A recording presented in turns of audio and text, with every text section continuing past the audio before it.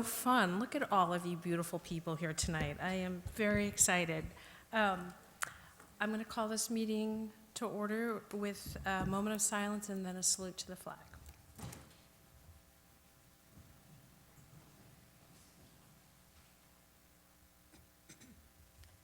I pledge allegiance to the flag of the United States of America and to the republic for which it stands, one nation, under God, indivisible, with liberty and justice for all. Superintendent Skipper, will you call the roll, please? Certainly, Madam Chair. Ms. Palmer? Here. Mr. Futrell? Here and ready. President Ballantyne? Mayor Curtatone? Mr. Green? Ms. O'Sullivan? Here. Ms. Patone? Dr. Ackman? Present. Ms. Norman?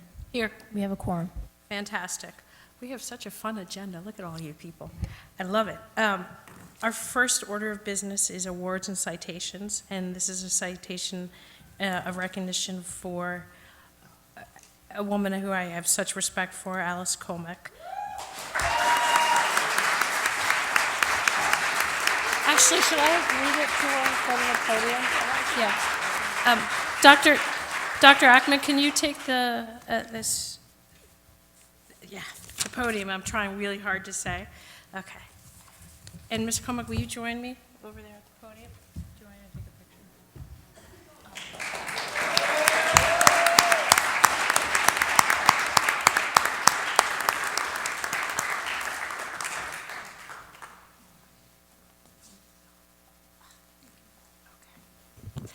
So, well, I'll first read the citation. You get up right in the spotlight, right on camera, where you don't want to be. She was, well, I'll let you tell the story how you came to be here tonight.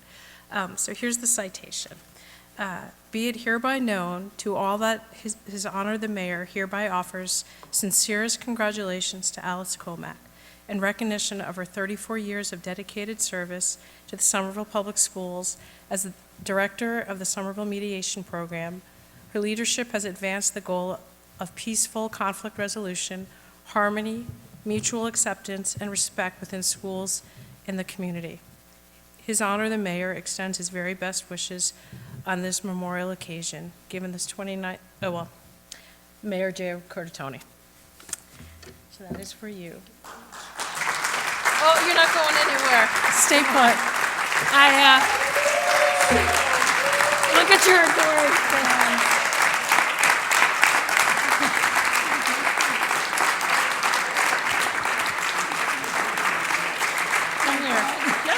You just stand here and look pretty.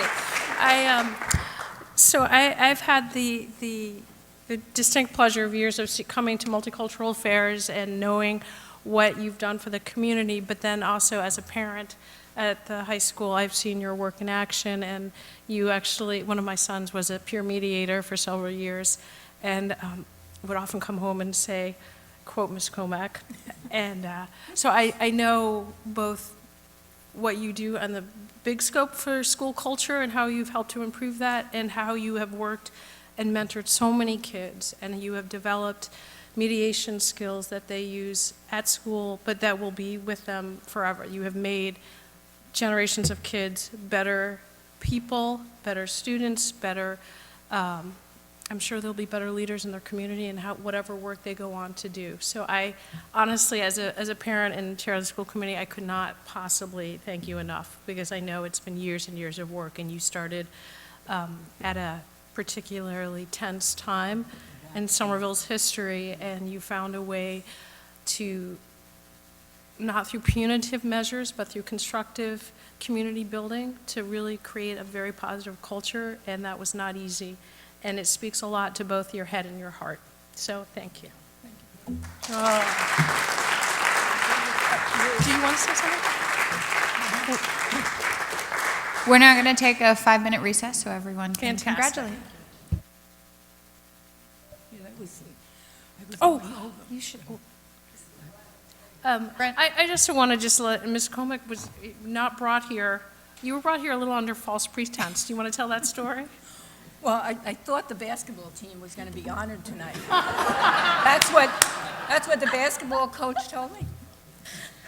The guilty party. Okay. And what? Go ahead. You go ahead. No, that's what and I thought, well, when I got in the car, I was like, well, where are the kids? And they weren't there. Well, he knows you well because you are a very humble person, and my guess is if you knew what was going to happen here tonight, you might not have shown up. So we thank the basketball team for being the ruse that got you here. And now I'd like to recess for 5 minutes to congratulate you. Thank you very much. Thank you.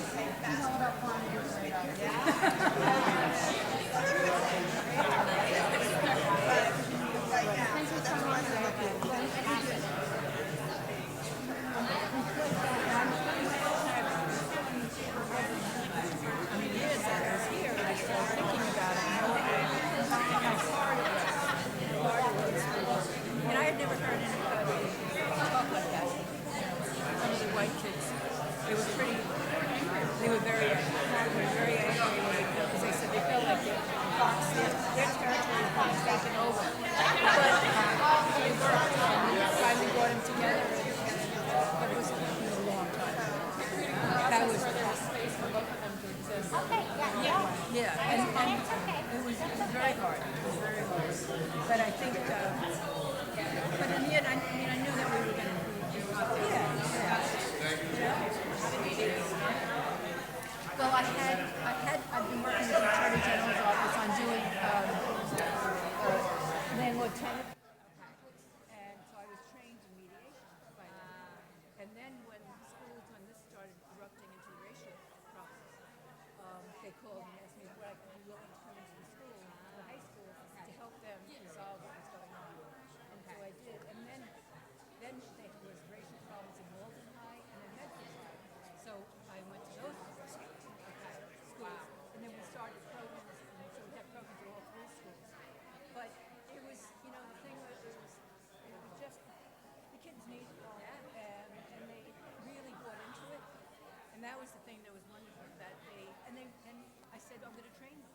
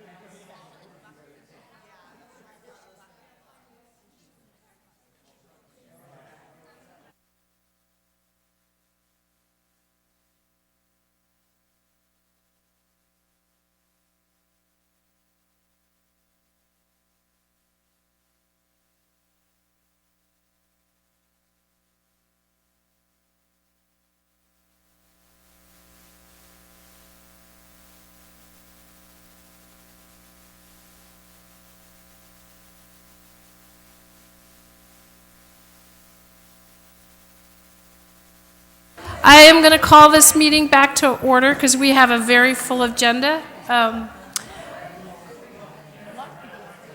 Thank you. Oh.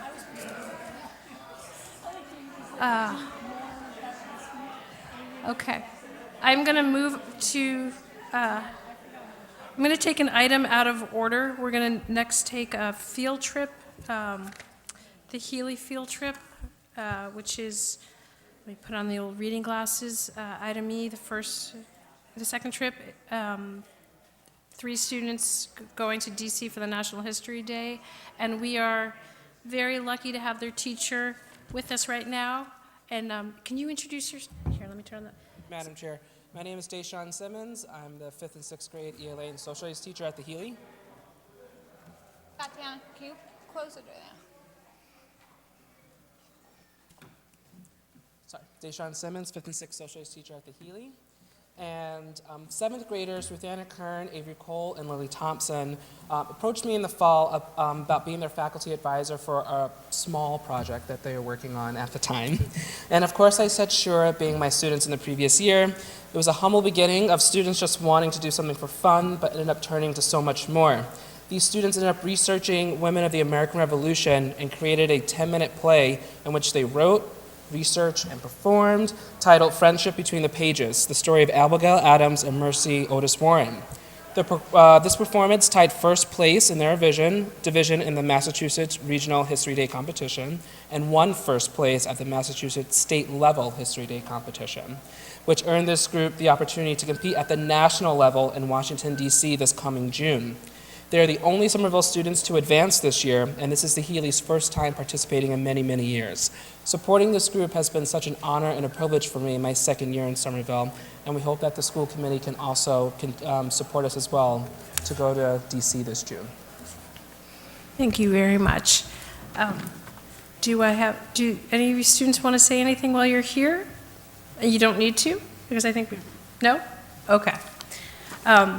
Can I get a motion to approve the Healy trip, the 3 students from the Healy School traveling to DC for the National History Day, June 9th through the 13th? So moved. So there's a motion by Dr. Ackman, seconded by Ms. O'Sullivan. All those in favor? Aye. All those opposed? All those recusing themselves? Me, my daughter happened to be the 3rd person going, so I don't think I should be voting. Okay. But congratulations and thank you, Mr. Simmons. Thank you so much, Madam Chair. So I also just want to take a moment and thank Mr. Simmons for going above and beyond. This is a project that is, I saw these girls they're clapping for you, on Saturday, and the enthusiasm of we need more primary resources, and it was stunning. It was Saturday night, and that you were able to spark that interest and foster that interest with your enthusiasm, but with real academic rigor, and you're taking them to another level and representing Somerville beautifully. So thank you so much for going above and beyond. Thank you, Madam Chair. Okay. Okay, we are back in order. Approval of minutes. Can I get a motion to approve the April 1st, 2019 minutes? Second. There's a motion by Ms. Palmer, seconded by Dr. Ackman. Is there any discussion? All those in favor?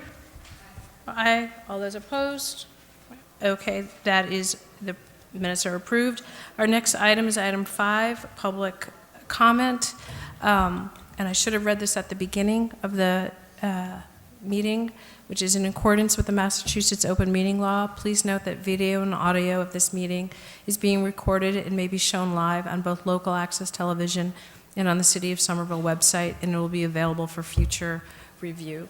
And then the guidelines of public comment is you get 3 minutes, and we ask that you do not speak about individuals, but about larger topics, and it's a time for the public to be able to speak to the school committee, and we will not be responding.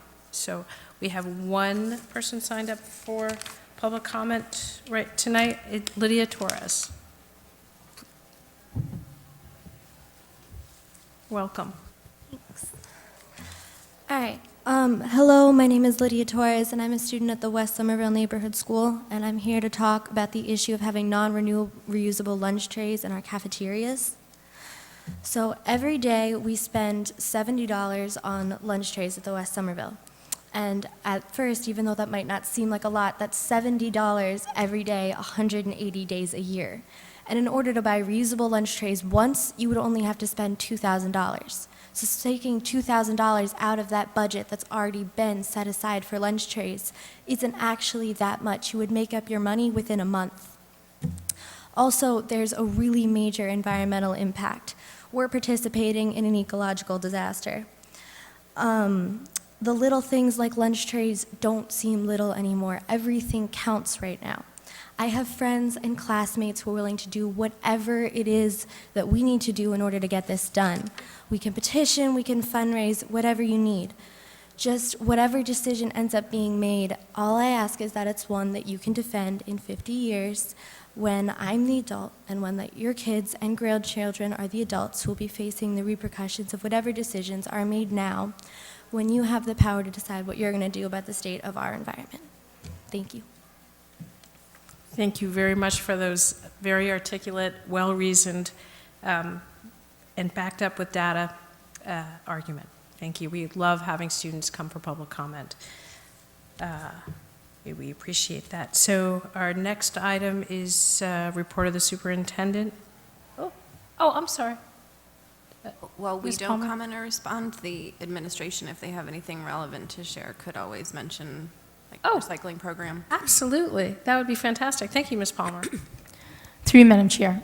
I want to echo Chair Norman's comments. Lydia, you did an excellent job, and clearly your passion, your knowledge about it, it's really inspirational. So thank you very much for that.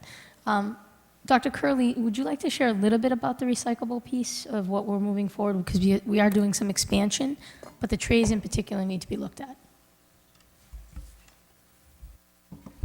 Thank you. Through the chair, we have this year started a recycling and composting pilot at 4 schools. That pilot has been extremely successful in diverting quite a bit of waste into composting stream, and it's something that we are going to take universally to the K-8s in the coming year. We're also, as a district, working closely with our Office of Sustainability and Environment to look at purchasing and where we can, in the cafeteria or in the kitchen, reduce plastics and non-compostable waste.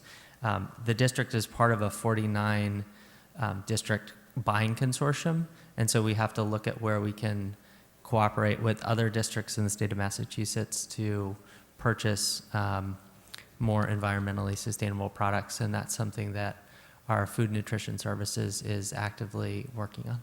So thank you for your comment tonight. Thank you very much for that information, Dr. Curley. The next item is the report of the superintendent. Superintendent Skipper.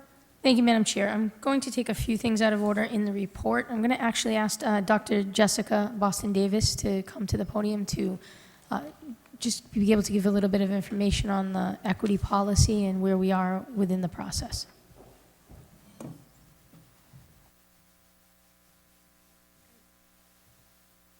Welcome, Dr. Boston Davis. Thank you, through you, Chair.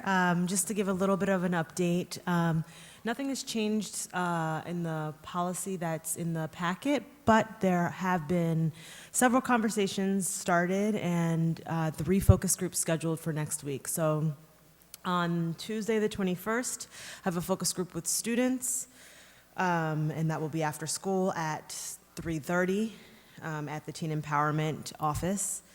And I'm collaborating with Teen Empowerment to facilitate that group.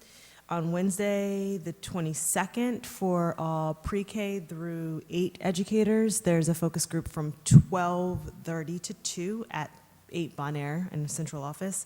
And then on Thursday, for high school educators, there's a focus group right after school in the mods.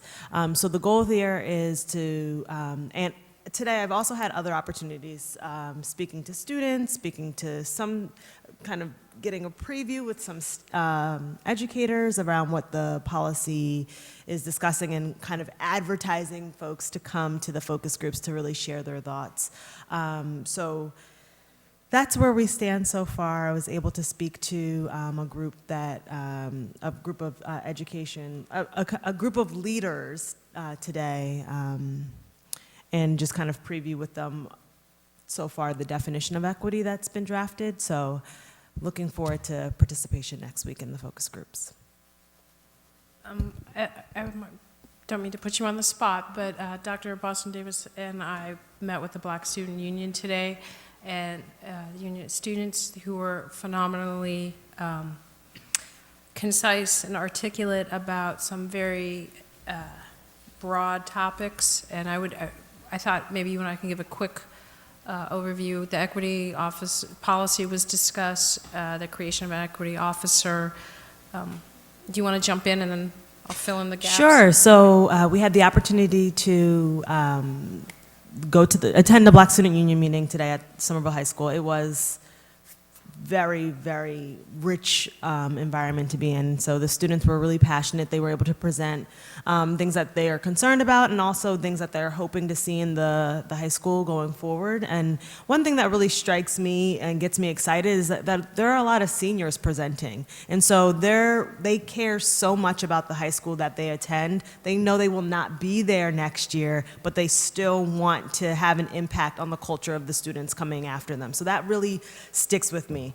That said, they talked a lot about restorative justice, they talked about student voice, having student participation, and they talked about working with somebody who can own kind of a title of equity officer in the school, somebody who they can kind of air their concerns to, also somebody to collaborate with other educators and be a proactive kind of force in the school. So we were able to just discuss, Chair Norman and I were able to discuss, the work that's been going on so far in school committee, the work that's been going on in the district level with the administrators, but mostly we were there to listen, and that's what I think we were able to do.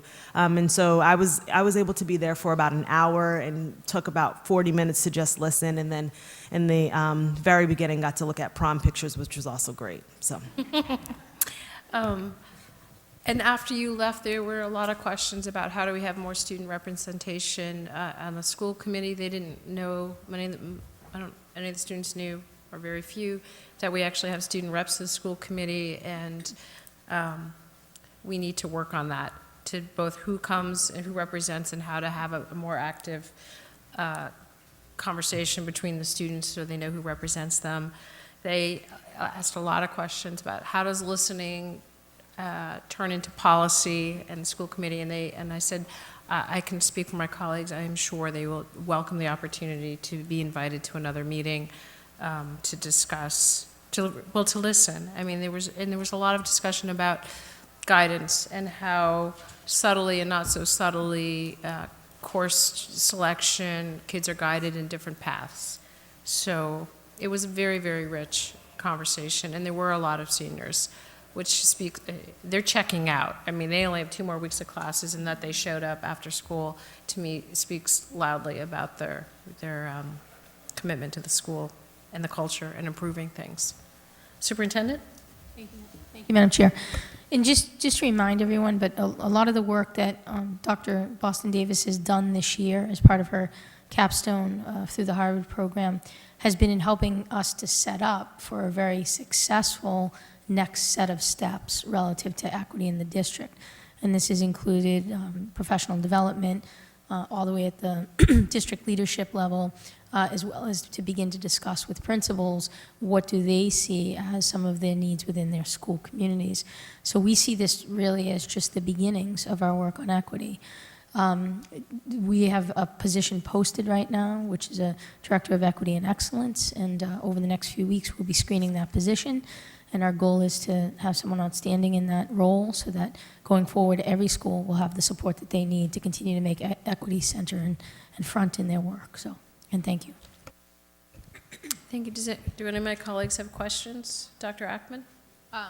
To that point on equity, do you mind sharing a little bit about what you're doing for recruiting teachers so we know there's as diverse a selection as possible? Through you, Chair, to recruit teachers, just for clarification, recruit teachers to the focus groups. Correct, sorry. So we are, what I've done is so far I've sent out a whole district email.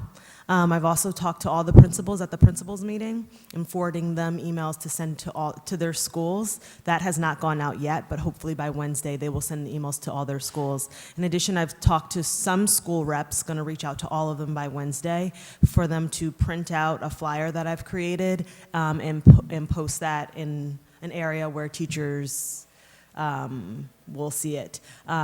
So those are the three main things, but informally I've also had a lot of conversations. I've been able to stop in a lot of groups and a lot of spaces. For example, the session that I was at this afternoon, and kind of advertise it in that way as well.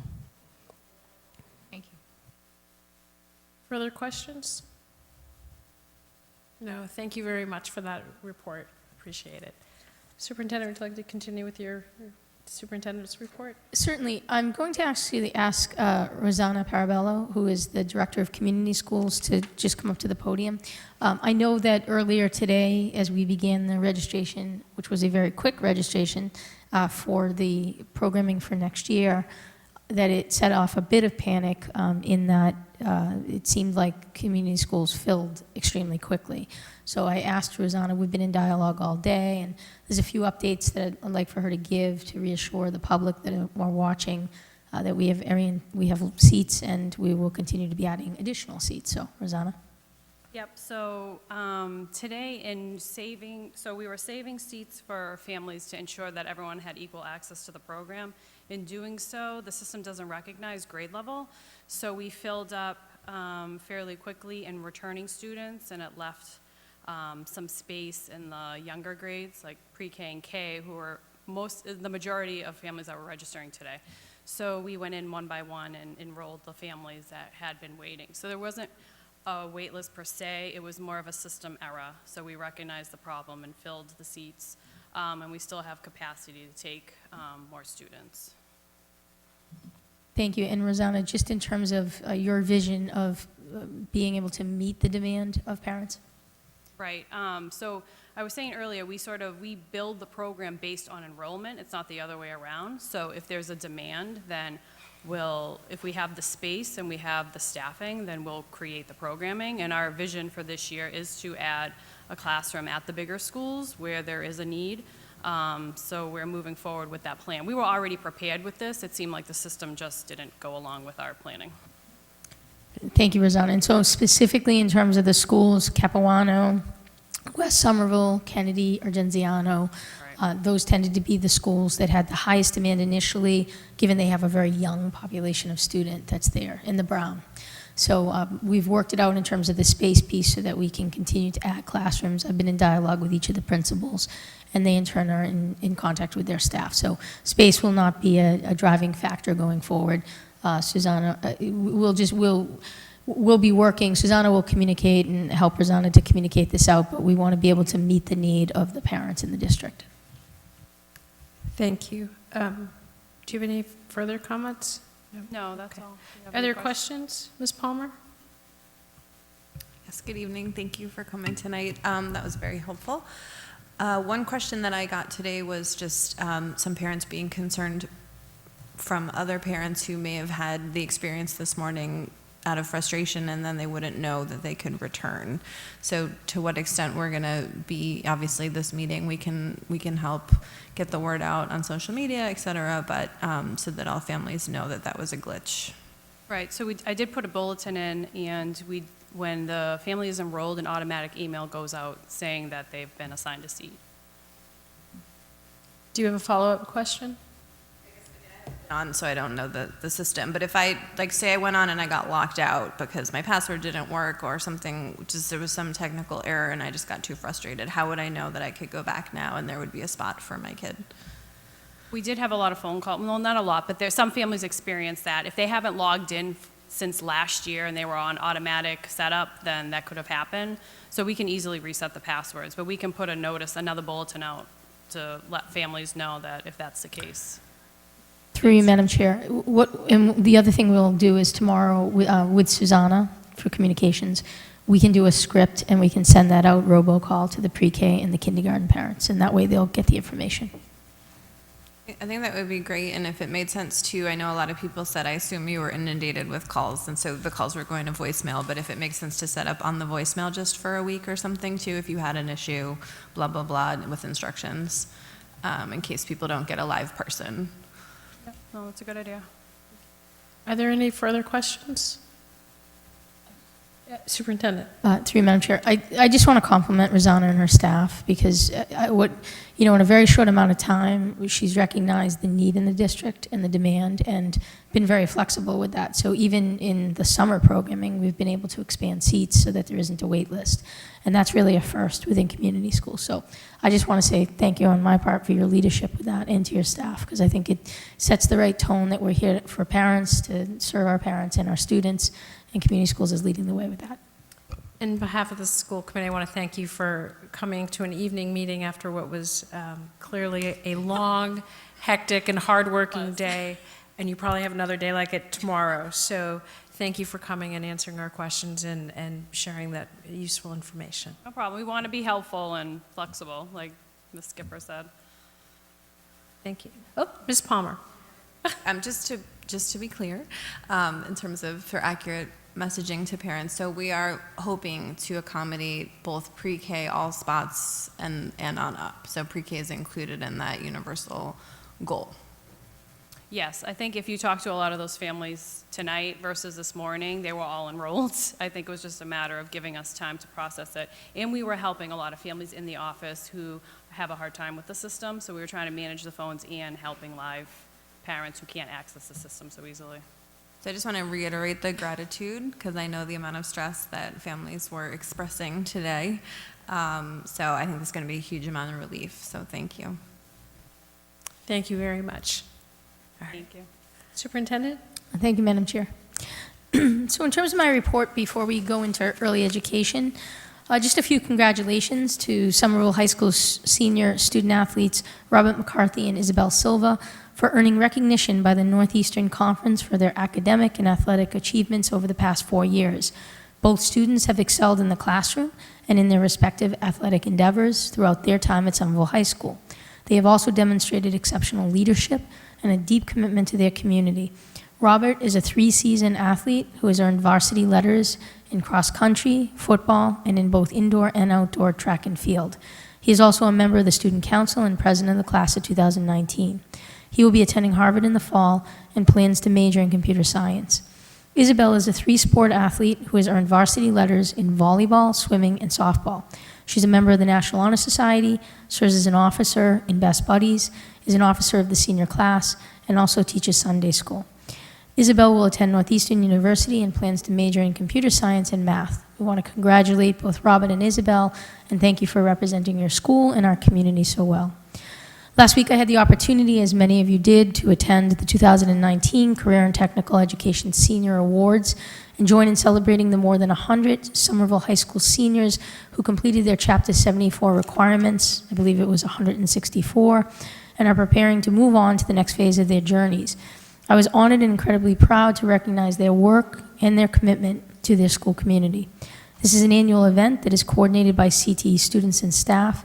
As you know, there's a little construction project underway at the high school right now, which made the planning for this year's event extra challenging.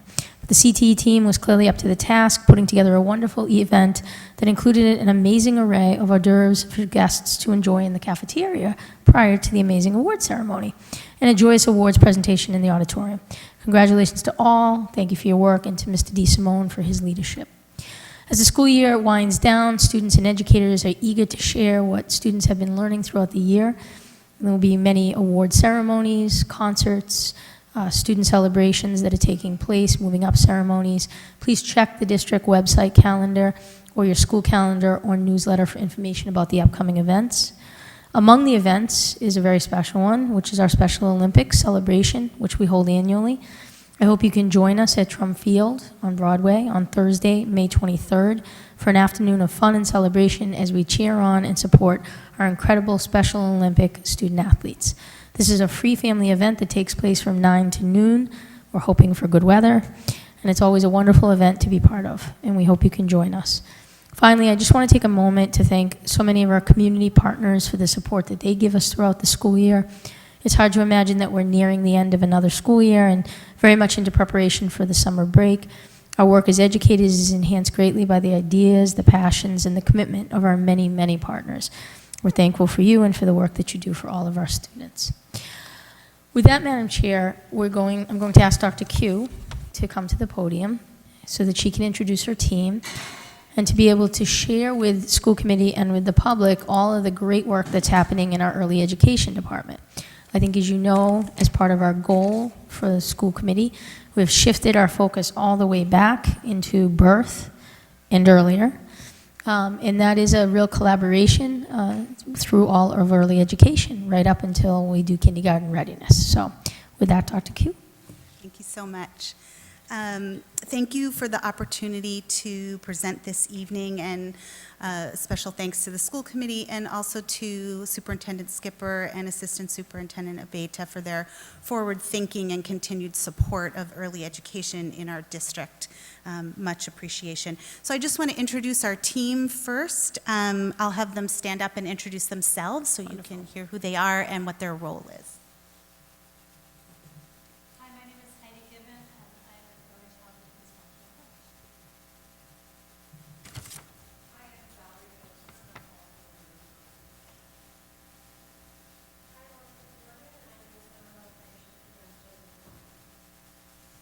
Thank you so much. And I also wanted to point out Nomi Davidson, Director of the Somerville Family Learning Collaborative, with whom I could not do any of this work and who has been instrumental in really raising awareness of the importance of the birth through school entry in her work at SFLC. So thank you, Nomi.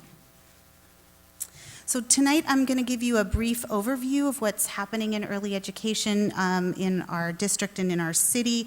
And I'm going to start broad with some policy-related work and funnel down into some very hands-on work that's happening on the ground.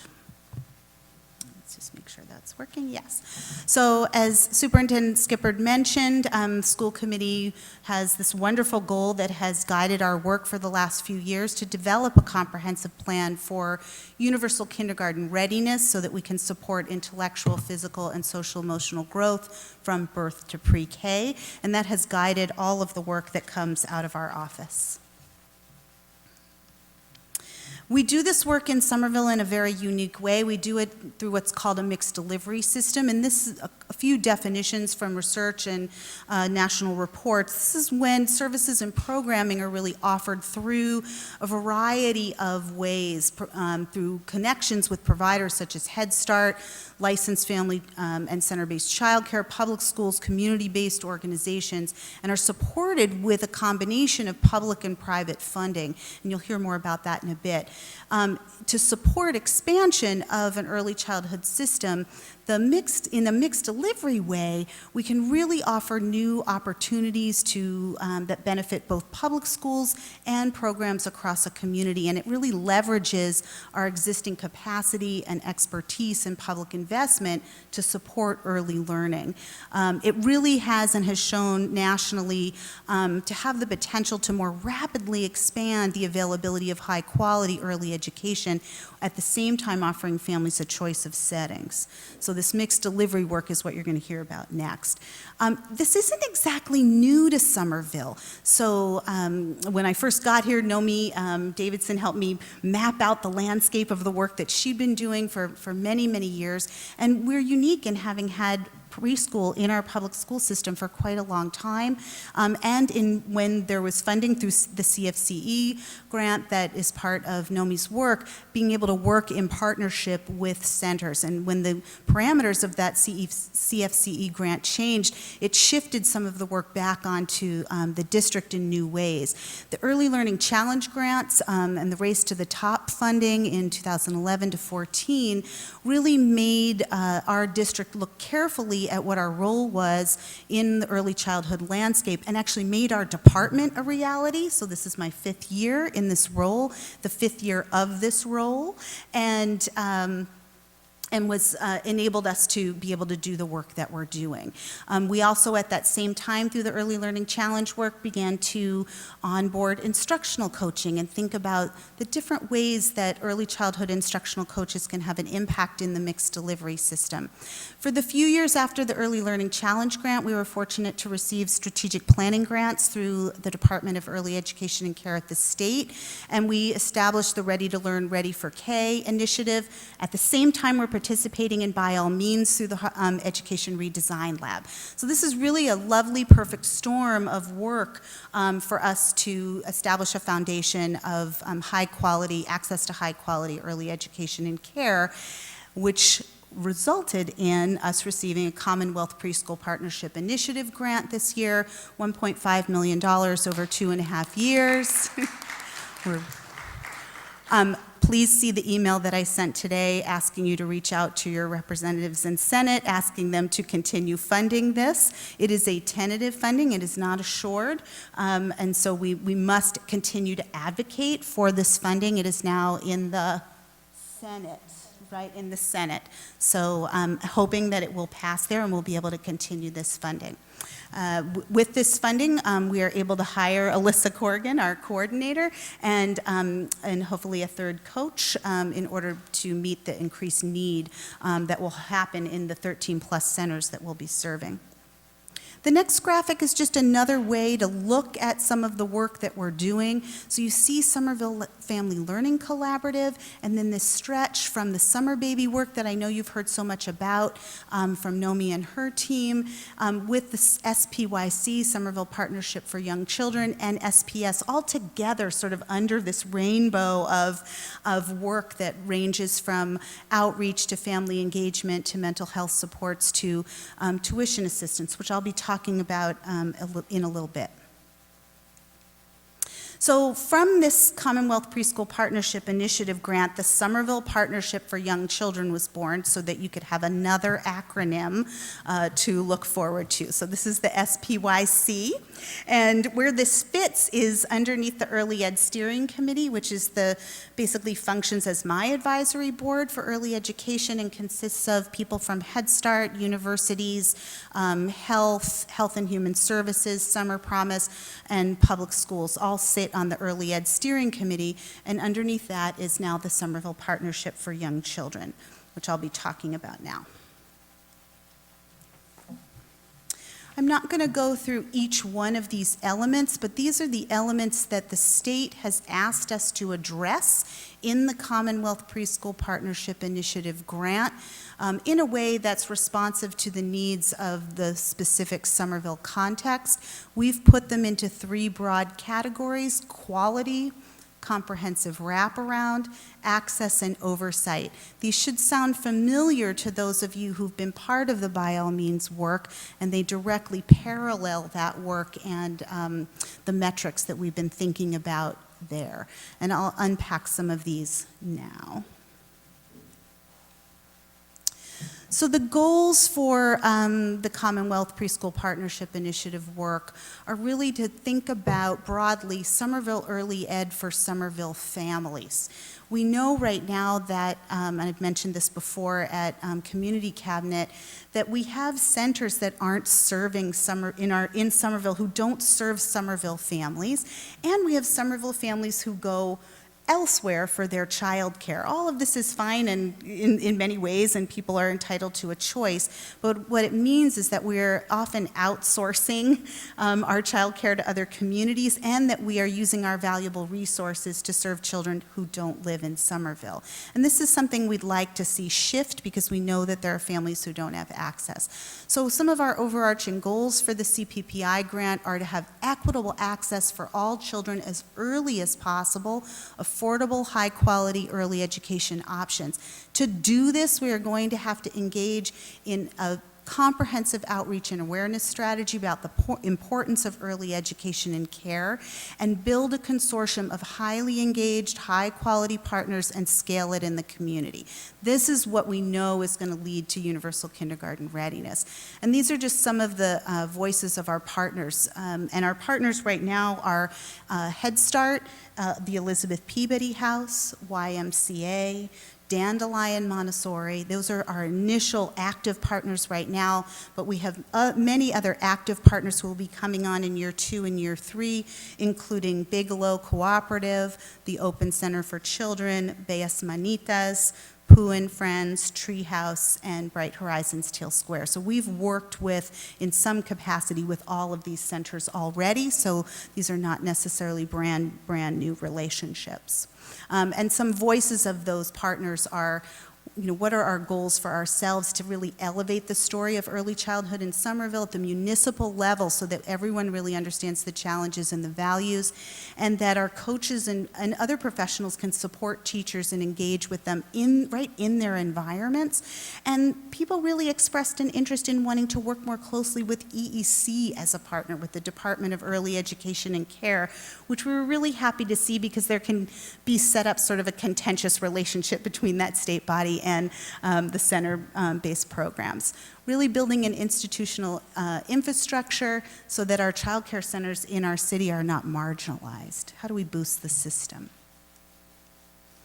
So a little bit more detail about how the grant supports our goals, and then I'm going to move us down in that funnel to thinking about who the children coming into Somerville Public Schools under our purview are.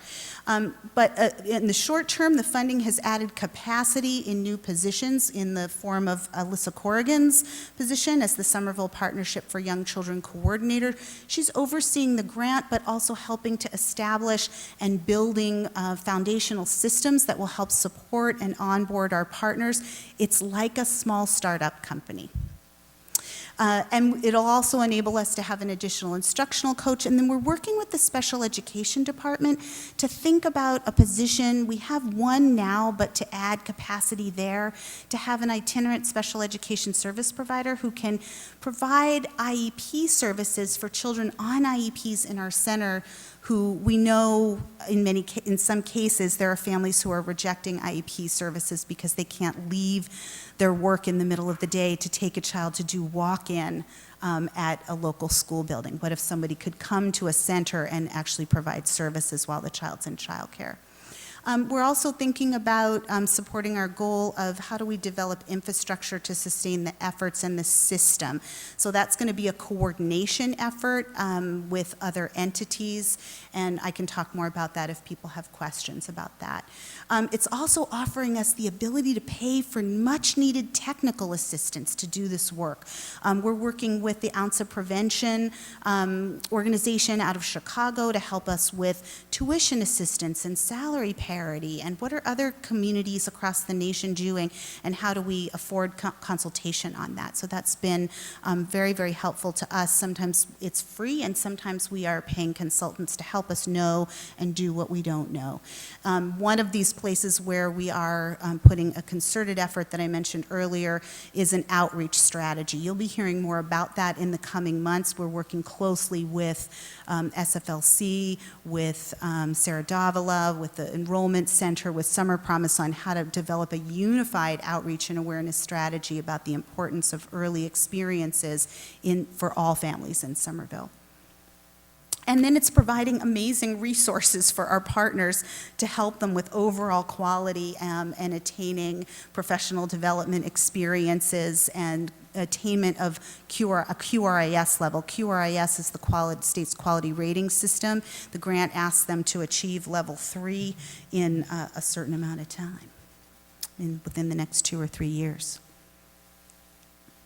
This is a slide that many of you saw at the budget meeting last week, and I'm not going to go through it, but I just wanted to put it up to show you that the goals of the CPPI are also directly aligned with the goals of our department that we've had. So we didn't suddenly, because we got this grant, shift gears and have to do something different. It's all aligned with the work that we're already doing and already committed to, but it will actually enable the district work to go deeper as we bring up this other work in the community. So I thought we'd take a look now at who the children are coming into K and pre-K, because it tells sort of an interesting story that if you have questions about later, we can talk more. So this graphic shows us a little bit about preschool experience prior to kindergarten.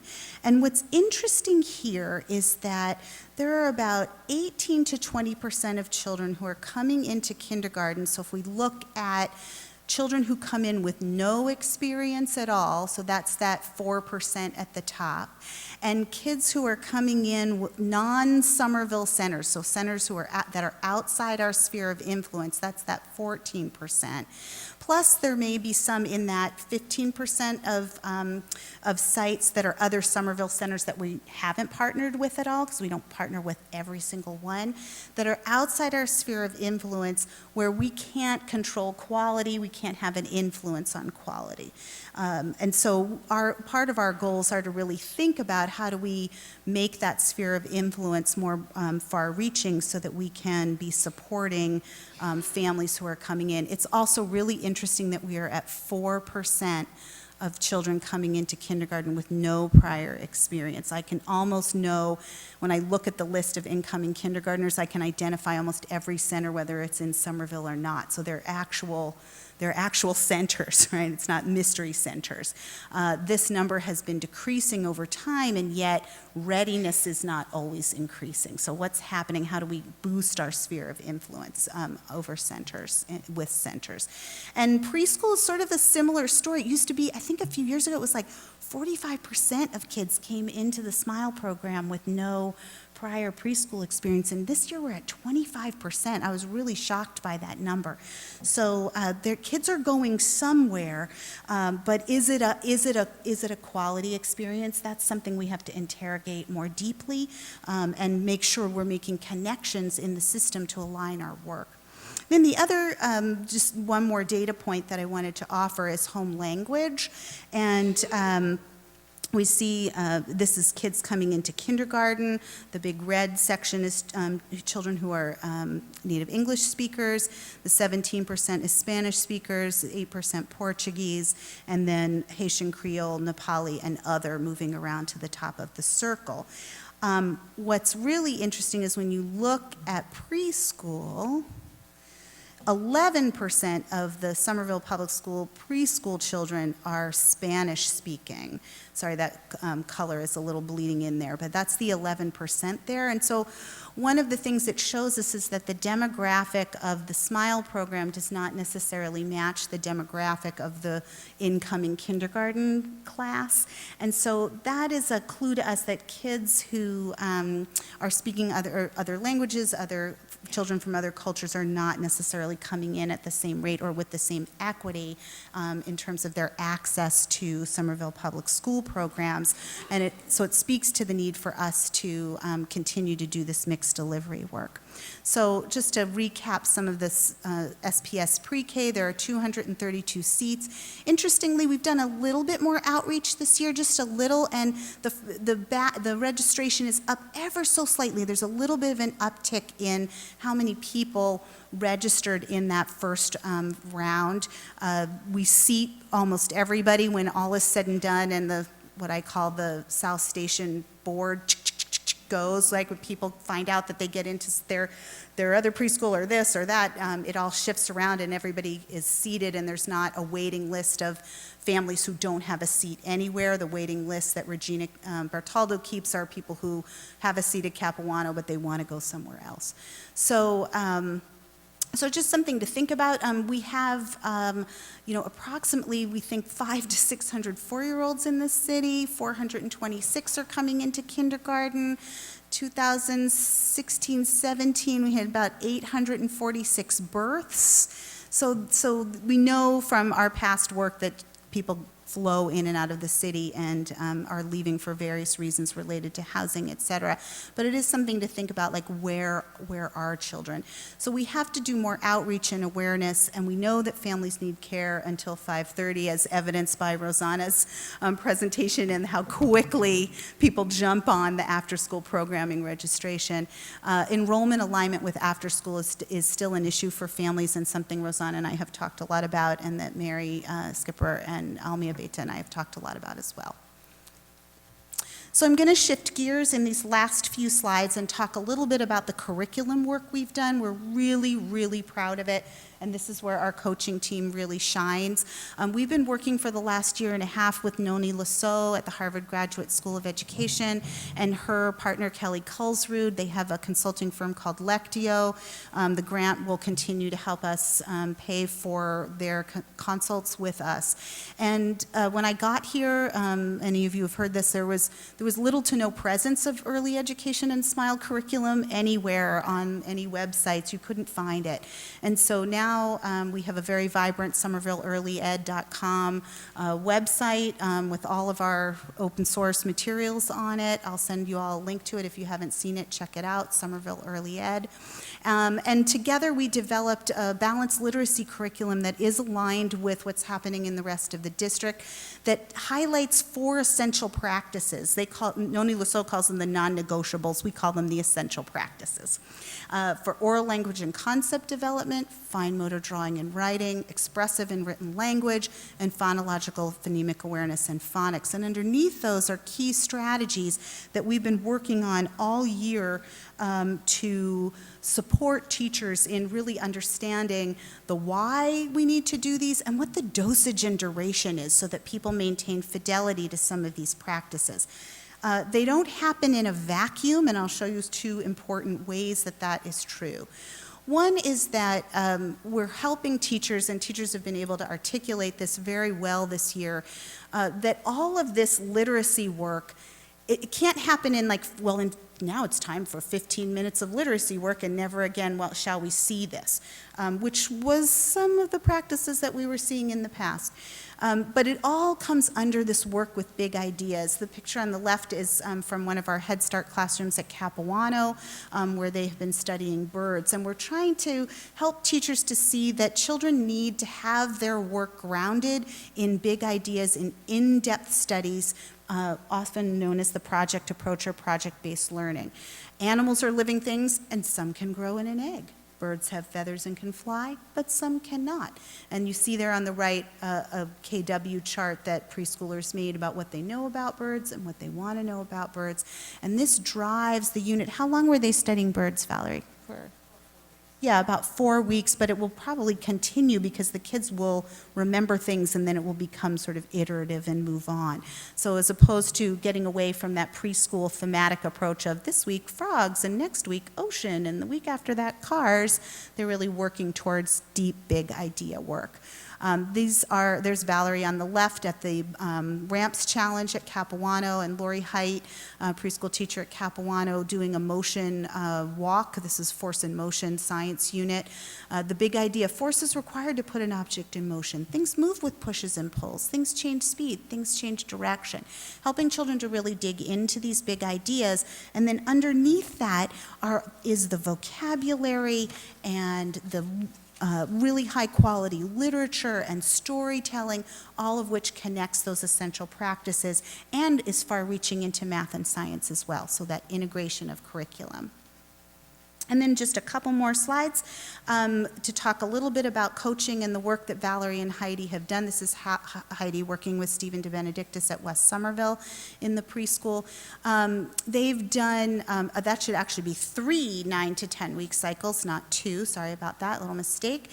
This year they've worked with at least 28 teachers in coaching cycles, and they've actually impacted over 100 teachers this year in the between professional development and coaching. They've done over 20 over 20 professional development sessions that they helped develop or lead this year, and that includes in-district, going into centers. They offered a 6-series workshops on balanced literacy to people who could opt in. It was really amazing.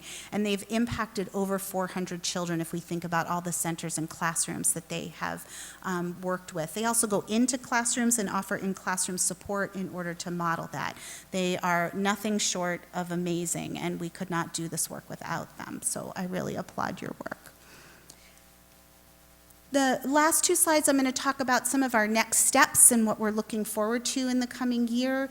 One is that environments matter. We're actually going to be working very carefully with teachers in a more intentional way than we ever have before on how we set up welcoming environments that make children visible in them and allow access, independence, competence, confidence, accessible, compelling materials that are directly linked to curriculum objectives. This is a little bit of a Montessori-inspired influence. It doesn't mean we're becoming a Montessori district, but there are things from Montessori that we need to take and apply more directly, and we've been naming that with teachers, and so you may be hearing about it.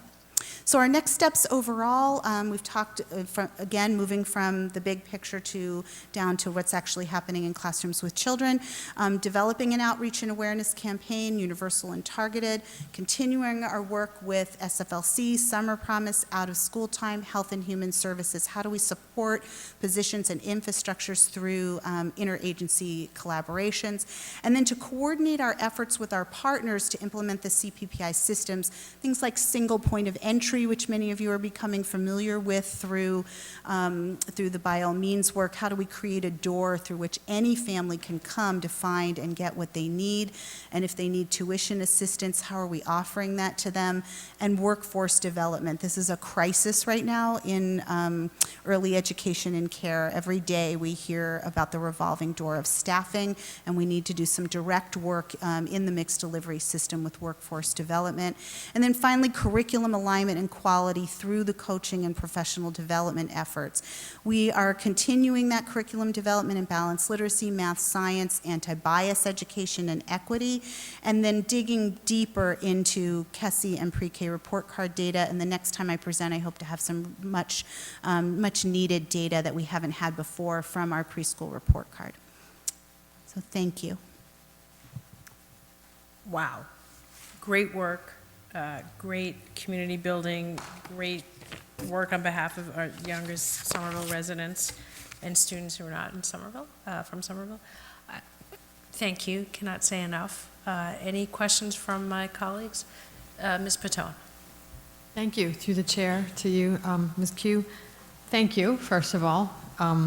This was a very comprehensive look at the vision of how you want and you're desiring the experience of our students. It's very impressive. It's probably the most detailed I've seen, and I want to thank you for that. I'm curious how, this big ideas concept, how broadly implemented is that currently in the district, and how broadly implemented is that with our partners right now? Because it's a big vision, and it's probably going to be a shift for many people. And how long do you think it's going to take to get us there? Feel free to jump in, team, if I miss something, okay? I'll do my best. Through you, Madam Chair. So we actually started the professional development in Somerville Public Schools in August and October with rolling out these essential practices. Teachers got binders with curriculum guides in them. These are all posted on the Somerville Early Ed website. And the last year started to set the stage for what is a big idea. So we actually did very intentional, concerted, focused PD on the difference between a weekly theme and a big idea. So we really unpacked that, like, Valentine's Day.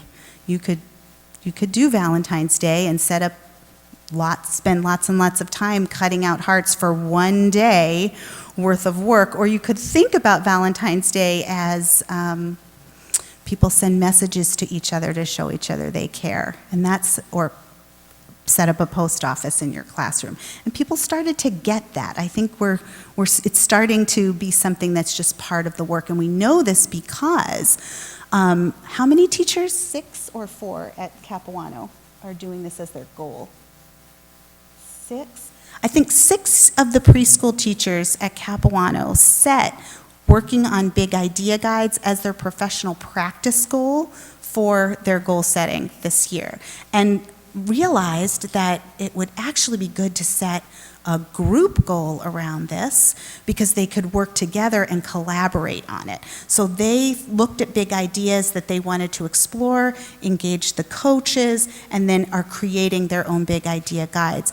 In addition, we do the same work in the centers where the coaches have gone in and done workshops at Elizabeth Peabody House. I did one at Open Center on big ideas and the relationship. We also had, in October, we got subs for teachers, but also invited center-based teachers to come in and had 2 days of professional development, again, rolling out even more deeply this work.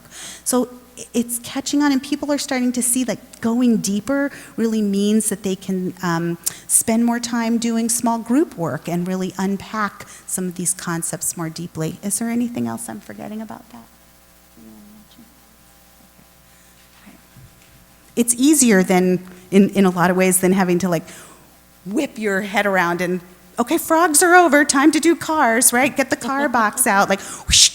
So it's not like you're on a moving train going fast, fast, fast. Just sit down. Thank you. Ms. Palmer? That's actually a great segue to my question, which I know I've asked you before, but I'm going to every opportunity. Okay. So there is a lot in the media about how our young people are very stressed, particularly our very little ones, and with academic focus getting younger and younger with standardized tests and lots of pressures in a lot of directions. So can you talk a little bit about how much free play and gross motor and imaginative play our youngest students are getting? Through you, Madam Chair.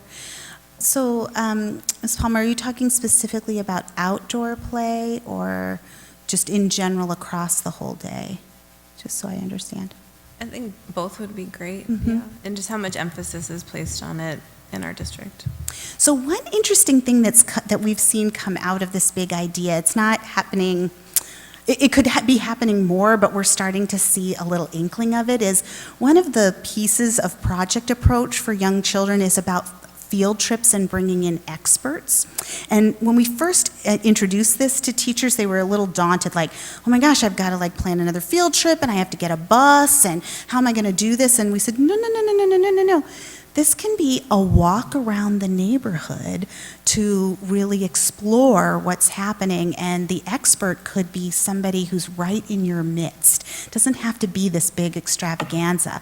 And so what we've seen is people actually going out, or you saw the picture of Lori Height, like, get a small group, walk them around the building, see what's moving, go outside, explore the neighborhood. The resources are right here. So that's been an interesting sort of unintended consequence of some of this work. We have been very specific about helping teachers to shift their practices in terms of center time. So we were seeing practices, very antiquated practices in some cases. In some classrooms, we're seeing this very rarely now where kids were, all right, you're going to go to the blue table, and then the teacher would ring a bell, and then you can go to the red table. So no one was allowed to move. Like, imagine if you were never allowed to move in your workday, whether you wanted to eat or go to the bathroom or play or make a new choice. You had to wait for someone to tell you. And that has gone by the wayside for the most part. So we've worked really hard to help teachers to understand that offering kids free choice actually offers them more motor planning, more ability to move about the classroom freely. So that's happening. I don't know the answer to your question about outdoor play. Some of it is bound by schedules of recess and when kids can go out, although I know at Capuano the field is always open, and we do see, because we can see it out our window, that there'll be kids, flying a kite out on the big field, and it's not their quote-unquote recess time. So teachers are getting kids out more. Is there anything to add about that? Yeah, and I would say that this, Excuse me, can you come to the podium, please? Thank you. And introduce yourself again. Thank you. So I'm Valerie Gilton, and I'm the early childhood instructional coach. I think since we've really unpacked big ideas with teachers, there has been a big shift in teachers' comfort level with allowing play to be more open-ended and extended and much more spontaneous. So it's from sort of looking in, it seems less structured, but the the learning through the play and the hands-on experience has become much, much, much deeper. So children are actually remembering facts, they're sharing, they're taking the learning across domains. So it's integrated literacy, integrated math, integrated sort of STEM, and there's sort of the level of excitement is sort of contagious. Thank you. Oops, sorry. Ms. Palmer, a follow-up? That's great news. Thank you. You're welcome. Madam President Ballantyne. Thank you, Madam Chair. Through you, sort of a follow-up to that question is in big ideas, can kids just go out when they want to? And that there's always someone out there. I mean, children learn through play, so are there any discussions about, there's some kids that work well indoors, but there's others that just want to be outdoors and excel and feel passion about, rolling in the grass or looking at the ants. And so that's my question. Through you, Madam Chair. Some of it is helping teachers increase their comfort level with that. And so that's part of this work is helping them to not be afraid of nature and being outside. Today, though, for example, we saw many, many groups outside releasing butterflies and running about on the Capuano playground, but it is teachers need to be given permission, I think, that you can stop what's happening in the middle of the day and go outside and explore something because the children are interested in it. Today, Heidi was at the Elizabeth Peabody House, and what did you find out there? Come talk about that, because this is a good example of sometimes in our child care centers, we see the freedom to do this with a long day where they have the children all day be something that this is where we can learn from what's happening there. So I just introduced Yes, hi, so I'm Heidi Given, and yeah, I was thinking about that. In the centers, and also with the after-school program, children who are doing full days somewhere are also getting much more time for play and outdoor play. And some of it also is structural. So in the Elizabeth Peabody House today, kids were outside first thing in the morning and they found one of those huge dragonflies. And it turned into this magical curricular moment, as insects do. And the playground was right outside the classroom door. So there were, just what you were imagining, kids coming and going, looking up pictures, getting information, drawing. We captured it for a little while, drawing it, all of this stuff happening that happened because they are there all day. They have a lot of flexibility. There's a door right in the classroom. There's no coming downstairs and figuring that out. And so a lot of how much teachers can do that also just depends on physical facilities and structural pieces as well. Thank you. Thank you. Are there more questions? Ms. Patel? Through the chair to Ms. Q, I had a question about the essential practices and strategies. Mm-hmm. And I think it's a little bit of follow-on from both from Ms. Palmer's question. So when I read this grid, and I'm not meaning to get super detailed, but I'm trying to understand something. Within these 4 categories, within fine motor, writing, drawing, expressive and written language, and phonological, I can't even say these words, awareness, but I know what they mean. Each one has 60 minutes per day advised. So there's 3 hours of writing, expressive language, phonics. What does that look like? Because to a layperson, that could make me, and I'm not saying I think this, but it could make me think that there's a kid sitting there writing for an hour. Can you just express that a little bit? Sure. Through you, Madam Chair. So the way this looks in an early childhood environment is we want it to be offered to a child through a center or place where they can go and make choices, and that there's a repertoire and range of choices available to a child at all times during that choice or center time. What happens is a teacher might give a whole group lesson at meeting at the start and then send the child the children off to their choices. And then the teacher is pulling small groups because maybe they want to work on things that are, very specific in short doses, but that during that hour of choice time or even longer, the rest of the room is opened for a range of things, but it could be from block play where there's key vocabulary there and props that are related to the big idea, or a shelf with a whole bunch of different kinds of things on it, all that reinforce whatever that concept is that they're working on that time. It could be fine motor, could be vocabulary, so that children enter into the curriculum at a place that's meaningful for them. So we actually want to get away from, oh my gosh, it's the writing block and everybody's going to sit for 30 minutes. We don't want to see that. Yeah. And that all of this is backed up, and we'll have more for you as we develop this year, by a scope and sequence on a monthly basis. We're going to be building it out day by day because we know that's what our center-based programs are going to need in order to access this balanced literacy piece and these essential practices. But we have a lot of guidance for teachers that you don't see just in that grid. Thank you. Are there any other questions, comments? Outstanding work. Thank you so much for the opportunity. It is, I echo Ms. Patone's comments. It was a very thorough report, and it gives both data but also a feel of what the day is like for the students, and very exciting. And the amount of grant funding that has come in, it speaks highly of the integrated program that you're bringing to the whole, it's not just the district, it's the whole city. So thank you for really blazing that innovation model and then this trail. You're so welcome. My pleasure. Thank you.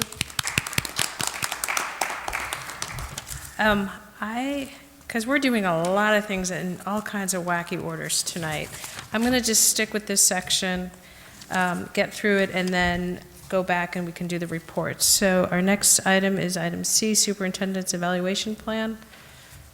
Dr. Ackman? Thank you. So per Somerville School. Evaluation, not evacuation. Did I say okay. I think you said evaluation. Okay. That's what I heard. Oh, good. I don't plan on evacuating the superintendent personally.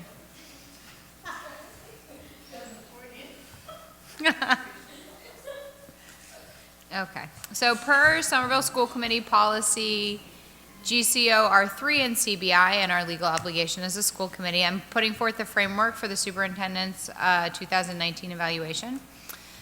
This year has been an exceptional one with the vote on Powder House taking up multiple meetings as well as numerous high-level hirings that the district has had to undertake. That in conjunction with the fact that we are working on crafting new school committee goals in line with our emerging equity plan means that this year we're going to evaluate the superintendent under the 4 DESE standards.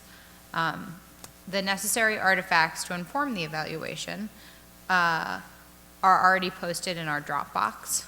I will email out a copy of the rubric, and this will be in the email. My request is that it will be back to me by Sunday, June 2nd, and I'll average all our ratings and comments to put in our packet in order to conduct the evaluation around the horseshoe at our full meeting on June 10th. I welcome any questions. Thank you. Are there questions about the superintendent's evaluation process? Ms. Patone. Thank you, through you, Chair Norman. So there wasn't anything in the packet, correct? Okay, I just want to make sure that I wasn't missing something. And there's a recommendation to do the DESE standards, but to not do the goals. Is that what you're making a recommendation? Correct. Okay. What was the last time we did the goals? The last evaluation. A year ago. A year ago, okay. The formative goal, yeah, it was a year. It was that enormous 3-inch, 4-inch binder. Do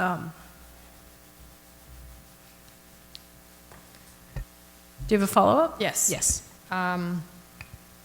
So are we going to make a motion to vote on that, or what's going to be the process that we do moving forward?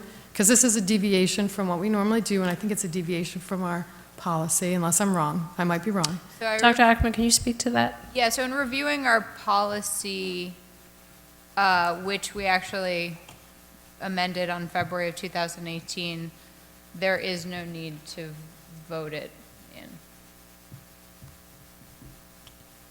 So our policy doesn't state, I'm just trying to understand the Yep. scope, because we've changed this multiple years. Yes. And it's been incredibly frustrating, and it's not a negative reflection on administration and the good work that's happening, but as a school committee, we've kind of keep changing the rules every year. And so I'm just trying to understand, I thought that our past practice was that we did every year, and we did the goals, and we did the standards every year. And I've always said this, if we want to change this, I think we need to be actively changing it, and moving forward, we need to actively change it at the start of the evaluation cycle, which we have not done in the past 2 years. So we keep changing it as we're at the end of the cycle, which is, I'm not implying that we're not doing good work and that our superintendent is not doing excellent work, but I do feel like we are missing our responsibility as a school committee, and I just want to make that statement to the group. I would ask, Dr. Curley, can you send out the policy to all of us tomorrow, just so that we're all working from the same page? Dr. Ackman, did you want to add something? No. Is there any other comments? I don't know, I mean, Dr. Ackman and I, Dr. Curley and the superintendent had met and talked about this. I mean, because we haven't had, it's not in our policy that we have to do it. And I did ask Dr. Ackman to take on this responsibility, and this is her recommendation. I mean, if someone would like to make a motion to do something differently, I could entertain that, but I think given the factors of this year and that we're developing new goals through the equity policy, to me it makes sense. Ms. Patone. In terms of the overall timeline moving forward, when do we plan as a school committee revisit our goals? Because I guess I don't know if this is policy or state or whatever, but it's supposed to be every 2 years, which would have been last spring. We did not revisit our goals last spring. And I totally understand that there's been a lot of work done in the last several years, and there's been a lot of things that have taken us off track that we've decided to focus on different things. So none of this is a criticism. But I do want to understand what the plan is moving forward. When do we plan on doing our new goals? Is there a plan to sit down and work with the superintendent to decide what the evaluation is going to look like starting from day one, that we're going to agree on what the characteristics we're going to evaluate, which goals, which criteria from the DISC standards, because we know there's a ridiculous amount of standards and that it's not normal to evaluate every single standard. And so I guess I'm asking the chair and the superintendent to, I'm taking my frustration and thinking forward. So how can we do this differently moving forward so that we're set up in the next cycle to do it in a way that's as effective as possible to help the superintendent and help the district evolve well, as opposed to becoming a very, very hard burden, which it has been in the past. So I'm not thrilled with what we're doing right now, but I accept it, and I'm not going to make a motion to do anything different because I do trust you guys as leaders to make the best decision right now, but I do want to have a remedy moving forward so that we're doing this in a full year cycle. So that's what I'm going to close on. I appreciate your comments about how do we move forward. It makes sense to me. This is what I would like to do as chair this year, is to start in September and to map it out, the whole time frame of the evaluation process for the school year, because we had been doing them on the calendar year, which did not make sense for a lot of reasons.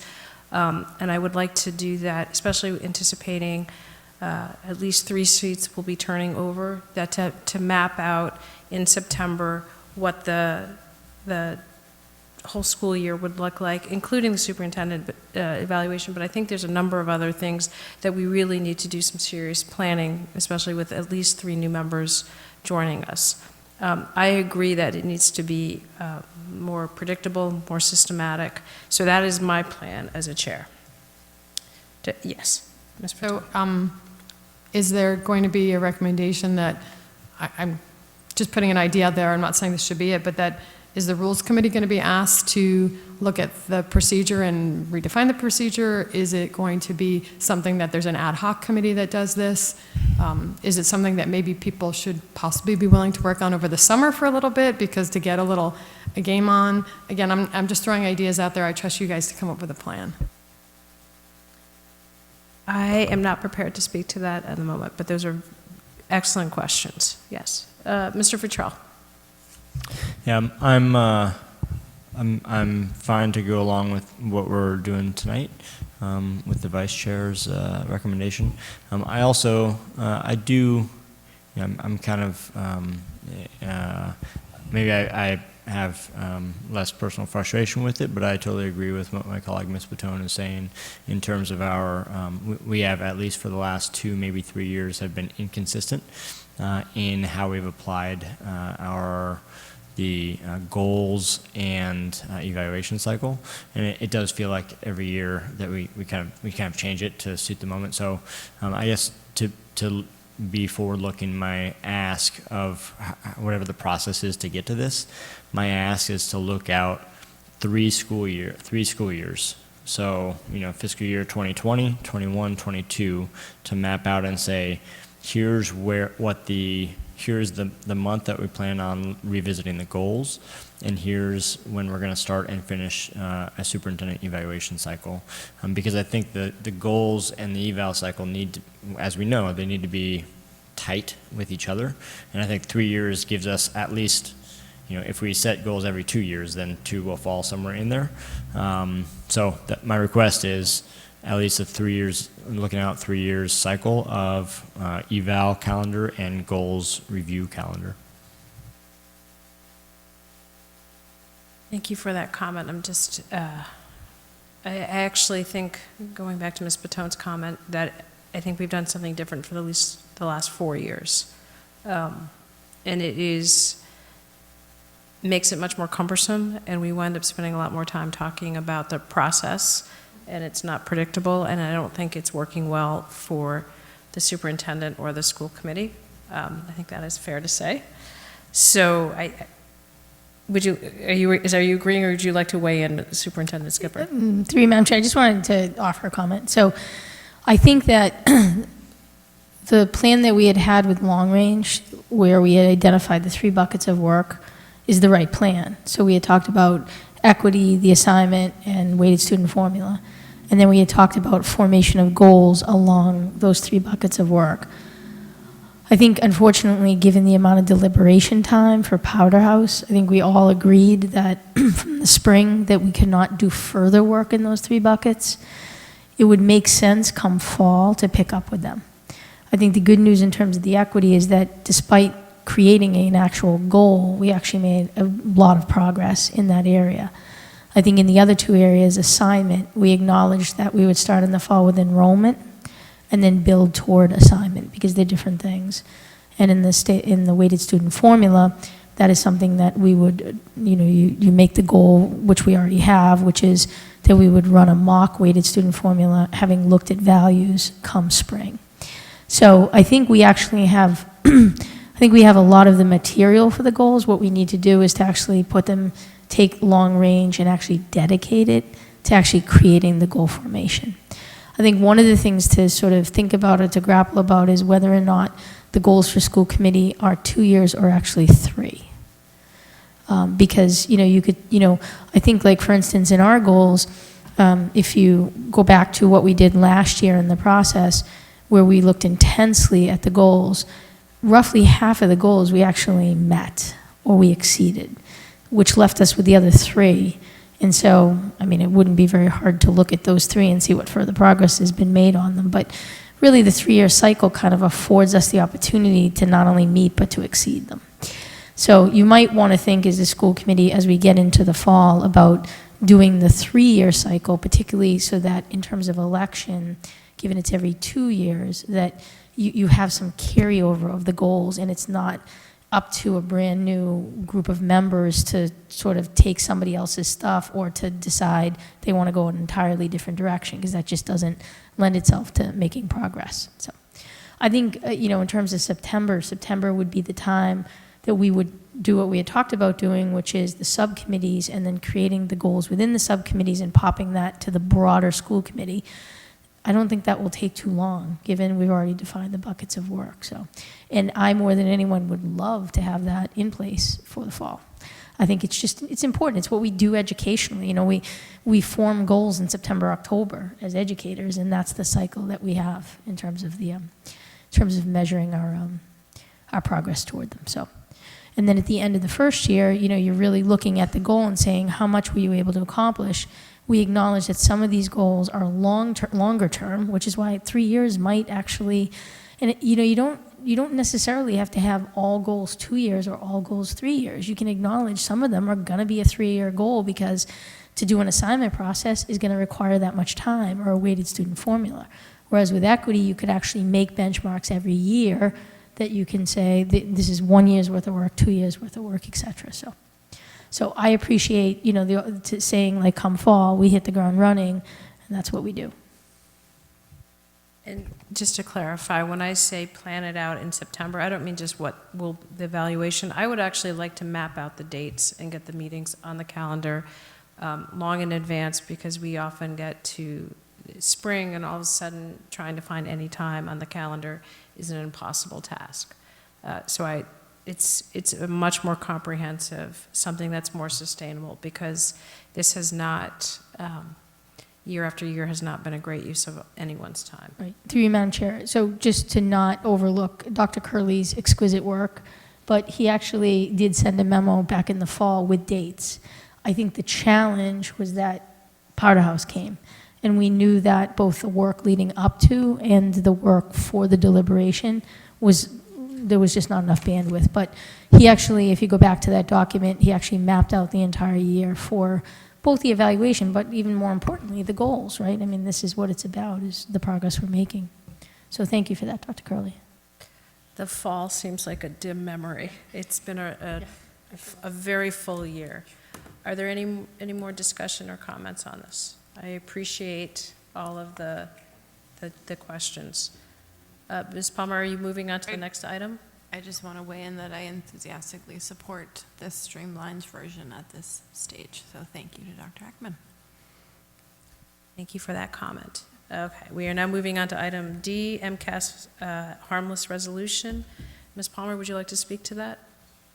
I'm at that point in the evening where I'm pretty brain dead, but I will rally because this is important, and I appreciate a few moments of your time for some deliberation. As many of you, I assume, saw the news reports, there was a question in the 10th grade MCAS this year that had some very racist overtones, undertones, the whole thing. And what's particularly concerning to me about that is the only reason that it surfaced was because there were some brave students who were willing to speak out about it. So a concern I had, immediately was, well, were there sexist questions? We'll never know. No one came forward about it. So it's not a great system. And while DESE did say that it had been vetted, that's even more concerning, that a question like that could get through a process. Many people had evidently reviewed the question and determined that it was acceptable. So I'm going to go ahead and read the proposed resolution to hold harmless the 2019 10th grade MCAS due to racist question. And I do know that the Arlington School Committee passed this last week, and I am putting a motion on the floor that we also move to approve. Whereas the graduation requirement makes the 10th grade MCAS exam one of the highest stakes exams most Massachusetts students take, and whereas teachers, families, and schools all invest time and resources to give students the best possible chance at success on the exam, and whereas the recent 10th grade MCAS English exam contained an essay that required students to write a journal entry from the perspective of an openly racist character, and whereas DESE was unable to defend the question, quickly moving to not have it count, and whereas we only discovered this because students had the courage to violate the rules about discussing specific MCAS questions, and whereas research shows that exposure to negative stereotypes can have a negative impact on student performance, and whereas the impact of the racist question on performance cannot be quantified, now therefore be it resolved that the Somerville School Committee calls on DESE to exempt students who took the test with the rejected question from the graduation exam requirement, and further resolved that the Somerville School Committee calls for DESE to immediately implement a policy of releasing old MCAS questions so that there can be transparency to prevent such egregious errors in the future, and that a copy of this resolution be delivered to DESE, the governor, and the Somerville State and local legislative delegations, and otherwise widely distributed.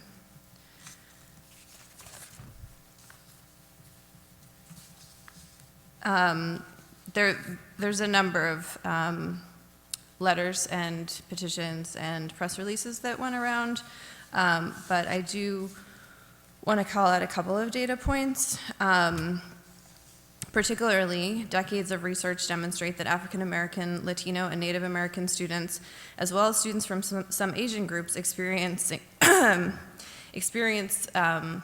problems with high-stake testing from early childhood through college entrance, and they disproportionately fail state or local high school graduation exams. And it's just extremely distressing to me, so I put it to my colleagues for deliberation. Dr., did you make a motion to accept? Yes, it's Okay. a motion to. Yep. So there's a motion by Ms. Palmer, seconded by Dr. Ackman. Dr. Ackman, did you want to speak to this? Yes, please. So, thank you for bringing this up, Ms. Palmer, and I enthusiastically support it, as Ms. Palmer and I have had many a conversation about our feelings on MCAS, which are not the same, but in this particular instance, I couldn't agree more. I anecdotally know students of color who took it, experienced it, were bothered by it, and I also, personally, having worked at the Department of Education, am quite disappointed in the new commissioner's response to this egregious error. So I enthusiastically support it, and for any of my colleagues, I can give other additional details if they're curious. Are there other, Mr. Fitrell? Yeah, I have just a kind of a logistical question on the MCAS. At what point, so this whole issue is new to me, so thank you to my colleagues for educating me here. In what sequence of the MCAS do the essays occur? Superintendent, can you speak to that? Through you, Madam Chair, generally the essay is first. Ms. Palmer? I failed to, I apologize, our colleague, Mr. Green, who is not with us because he is traveling, actually, to lobby and present on eliminating high-stakes testing in another state. He worked on this with me and also enthusiastically supports it. Are there any other questions or comments? Ms. Palmer, Ms. Patone. Thank you through Chair Norman. Do we know, first of all, I do want to acknowledge that, yes, this is not okay. You know, having this kind of question on the test is not okay. As much as it's maybe not enough that the fact that they pulled the question should have been done. You know, they do have a bias and sensitivity committee that is responsible for this, and obviously that group, some of my concerns are more about fixing the problem. We don't currently have, we can have all different opinions about assessments, but right now alternative assessments are not ramped up to a point where it can be ran with and somehow eliminating this. And these type of assessments do, serve the district in terms of giving us data on how well we're serving students. And we can talk about, how valid it is. We know it's related to socioeconomics and all other kinds of things. But I'm curious about first, how many students were impacted by this? Were any Somerville students impacted by it? I only got the results from the paper, which didn't even say what the question was, and I'm not even implying that I'm a person to judge. Besides the fact that I am not a person of color, I'm not an educator, and I'm not a social worker or someone who deals with, professionally for social emotional because of the question about trauma and impact. So I'm curious what the impact to Somerville students it was, what the impact in general would be. Is it a very large population of students that somehow were recommending that they would graduate without having to pass MCAS? And my last question would be to the administration, what's your thought about this? Because I'm a little bit like up in the air about it. Not that I don't agree that this was something that was bad and wrong, but making a decision to say that the exempting the students from the MCAS requirement is a different thing. And I just want to learn more because I tried to research this. We got this today. I had it like, a little time and I researched it a little bit and there wasn't a lot to be found other than kind of the general report. So sorry for rambling. Thank you. Thank you. Superintendent, can you speak to that? Through Madam Chair. So, I mean, the assumption is it would have impacted our 10th grade students. I don't have the exact number or breakdown by demographics of the students, but, I would say, given the diversity of our district, I would say it's far more than half. What I have heard the department say is that, the plans in terms of mitigation would be to look at any kind of discrepancy of patterns from prior MCAS results to see whether or not students of color in particular, from having read or experienced the question, then may have shut down or performed at a lesser rate. I mean, it's difficult because I don't even know in terms of the pattern how you'd fully really know that, right? The 8th grade test and the 10th grade aren't necessarily comparable tests. There's a year in between. So, but that is right now what they're sort of indicating would be their response to it. So, I mean, I don't know in terms of what kind of a barrier this would actually be to graduation until we get the results and see that. In general, the English MCAS isn't a tremendous barrier to our students, but I think there's other unintended consequences of this. For instance, qualifying for the Adams Scholarship and the difference between getting a proficient and an exemplary or a needs improvement, in the old standard. So in this, the exceeding, well, actually, that would be the case for the 10th grade.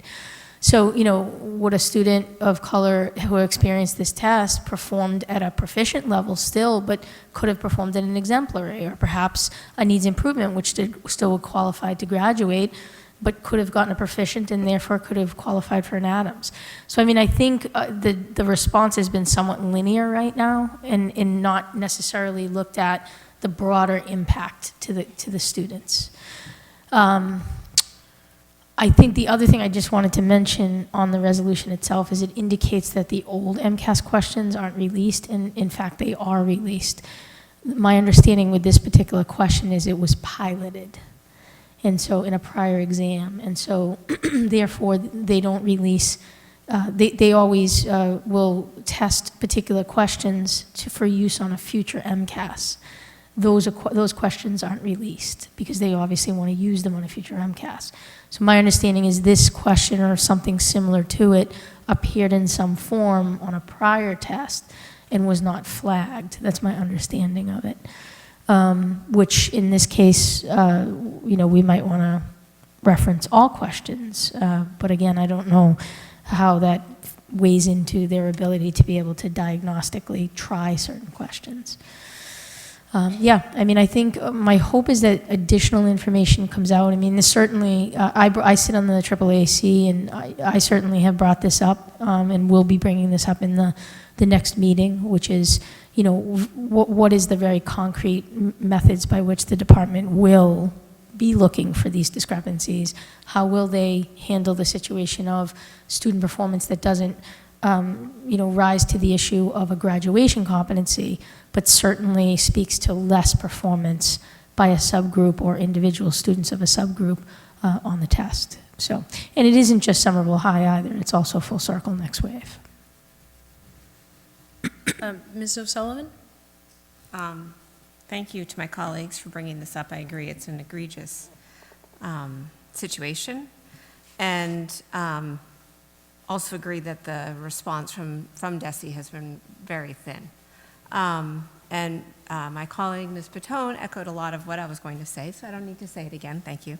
But I'm feeling like I need to spend a little more time thinking on this. I do know that, the issue, Superintendent, you brought up about qualifying for the Adams Scholarship, that there would be a lot of other repercussions if we decided to just pull, or if we argued for DESE to just pull this exam and it didn't exist, because if the results are not there, then nobody would really qualify for the Adams Scholarship. So I'd have to really think through what the implications would be if this were not there for those students. I am not a psychometrician. I don't have that kind of statistical background, but I do think there are ways statistically that they can look at the results on this assessment compared to other 10th grade assessments. They have some items that repeat multiple years for that purpose.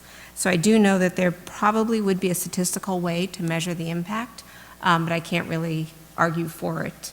So I guess I'm leaving it there where I'm feeling like this is clearly something that we have to really think through, and I want to spend more time with it. And I think that the question about releasing old MCAS questions, my understanding is, and I don't know if at 10th grade it's different, at the younger grades they do release half the questions and then they're reusing the other half, and I think that's purely an economic decision that was made so that they were not developing a full new test every year. So again, I'd want to think through that a little bit more. Ms. Palmer. Just a question on the Adams Scholarship. I mean, this resolution is to hold harmless so that we would still allow students to graduate. It doesn't mean that the data couldn't be used to determine in any other way that the data is used. Superintendent? Through you, Madam Chair. Right, but I guess what I'm saying is that there might be a need to be even stronger in language if there's more of a disparate impact. So for instance, Adams scholarships are very real things, and so if students, even though students would be cleared for graduation, were this resolution to be considered, it still wouldn't help them on the Adams scholarship because their score in essence could be lower because of their experience of the question. So instead of getting a proficient, they may get a needs improvement, which would disqualify them. So I would like to see, I think, just a more vetted, thorough approach to all of the kinds of consequences that could come from having that type of experience. And to just add to that, the number of our students attending UMass system schools, Amherst, Lowell, Boston, all of those I'm tired. All of those numbers of students is going up, so that the number of kids affected by this and potentially not qualifying for an Adams scholarship is significant. I am going to ask the maker of the motion, we are meeting again in a week, whether we could put this vote off for a week for the more thought. What, Superintendent? The other thing I just wanted to add through you, Madam Chair, is that, you know, as we work with students, particularly on particular writing styles, the historical narrative was one that, you know, many schools spent a lot of time on, you know, working for students to understand how do you respond. So, you know, the question had to be thrown out, but that also meant that that was a particular form of question that our students may have been extremely well prepared to answer, and absence that, you know, for them, they may not have had a strength in another particular writing form. So I think there's just a lot of different layers to this as I sit and think from the ground level that I would just, I'm hoping that in continuing to encourage MASS, came out with a statement to the department. I'm just hoping that we get something more from the department to illustrate that they are thinking through this more deeply. Are there any further comment? Ms. Patel? I do want to acknowledge and appreciate that this has been brought forward, first of all. I didn't do that when I first spoke, and I apologize because I do appreciate it. And being challenged like this and thinking through these things is super important. And I'm glad we have colleagues here that, want to bring this forward. I appreciate that, waiting, we might have a little more information, but will we have much more, in terms of discrepancy and patterns of the outcomes? So, I want to do something that is useful, and I don't know if this would be useful for individual students. It might be. I don't know if this would be useful in terms of applying pressure and raising the expectation for this bias and sensitivity committee to, have a higher profile and know that this is super important, because obviously something like this getting past this, everyone is pretty shocked by that. So I don't know if there's anything that can be brought back in a week from, I don't know what we're going to get from DESE. I don't know how much additional thinking we can get from administration to be thoughtful about this and have something that can be impactful on a level for students, but also impactful on a bigger level. And I don't know what that answer is, because like I said, my scan of research, and I didn't spend a lot of time, it's like every single report said the same exact thing. It was just reporting that this happened. We don't know exactly what happened. And some students had come forward in terms of what the question looked like and what it said. And again, I'm not, I didn't see that. I guess, like I said, I did a little research. I didn't do a ton of research. So forgive me, I didn't have as much time as I wanted to. But I'm still glad that it's here. So anyway, but what could come forward in a week that would help us make a better decision? I guess my thinking and giving us another week would be, are there amendments or things that we would like to add to it, and to cite the Adams Scholarship and what the potential ramifications of this to expand our concerns? That was my thinking. I'm not expecting any information coming from the state in a week. Ms. Palmer? Yeah, no, I'm more than happy to receive amendments to strengthen it.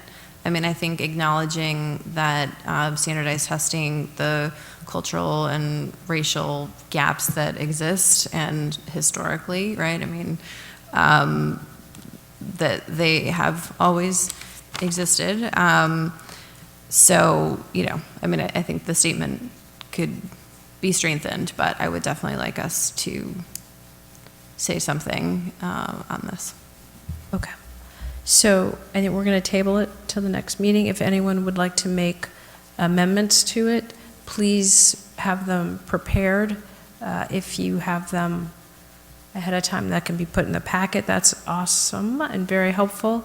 What I'd like to avoid is wordsmithing as a group. If you want to get them to me, if they're friendly, I can add them. Okay. Did we all hear that? Friendly amendments can be sent directly to Ms. Palmer. Okay. So we're going to move on to our next item, item D, the Asthma Awareness Month resolution. Dr. Ackman, would you take the podium, please?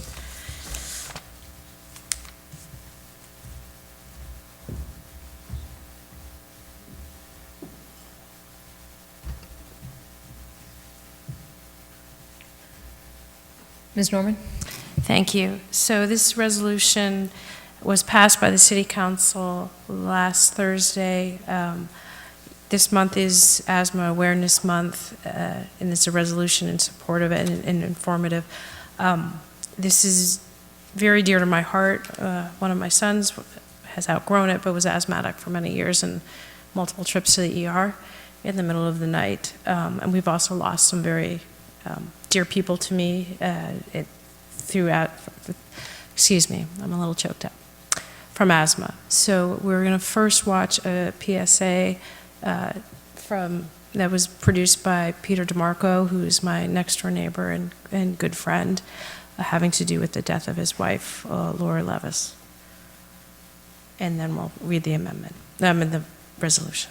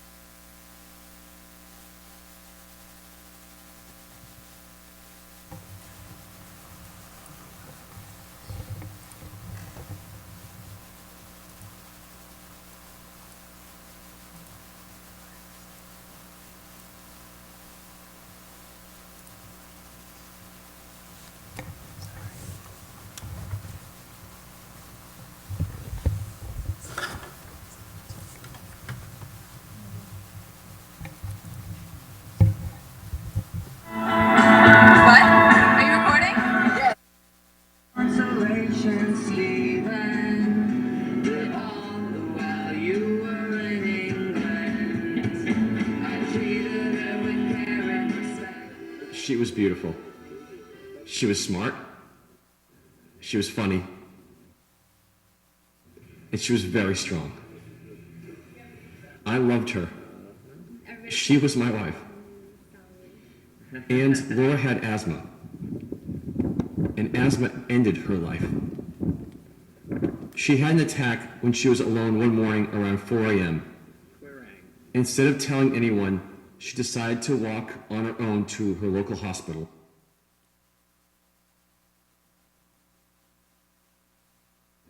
How could she have anticipated the hospital door would be locked? When you have an asthma attack, factor in the unexpected. Your inhaler could be defective. You could get stuck in traffic. The hospital door you go to could be locked. You have between 3 and 6 minutes to live after you stop breathing. Telling someone you're having an attack could save your life. I am Laura's widowed husband. She was 34 years old. Please listen to me. If someone you love has asthma, tell them this message. Tell them about Laura. Tell them to tell someone. Because you could die alone. You could die alone.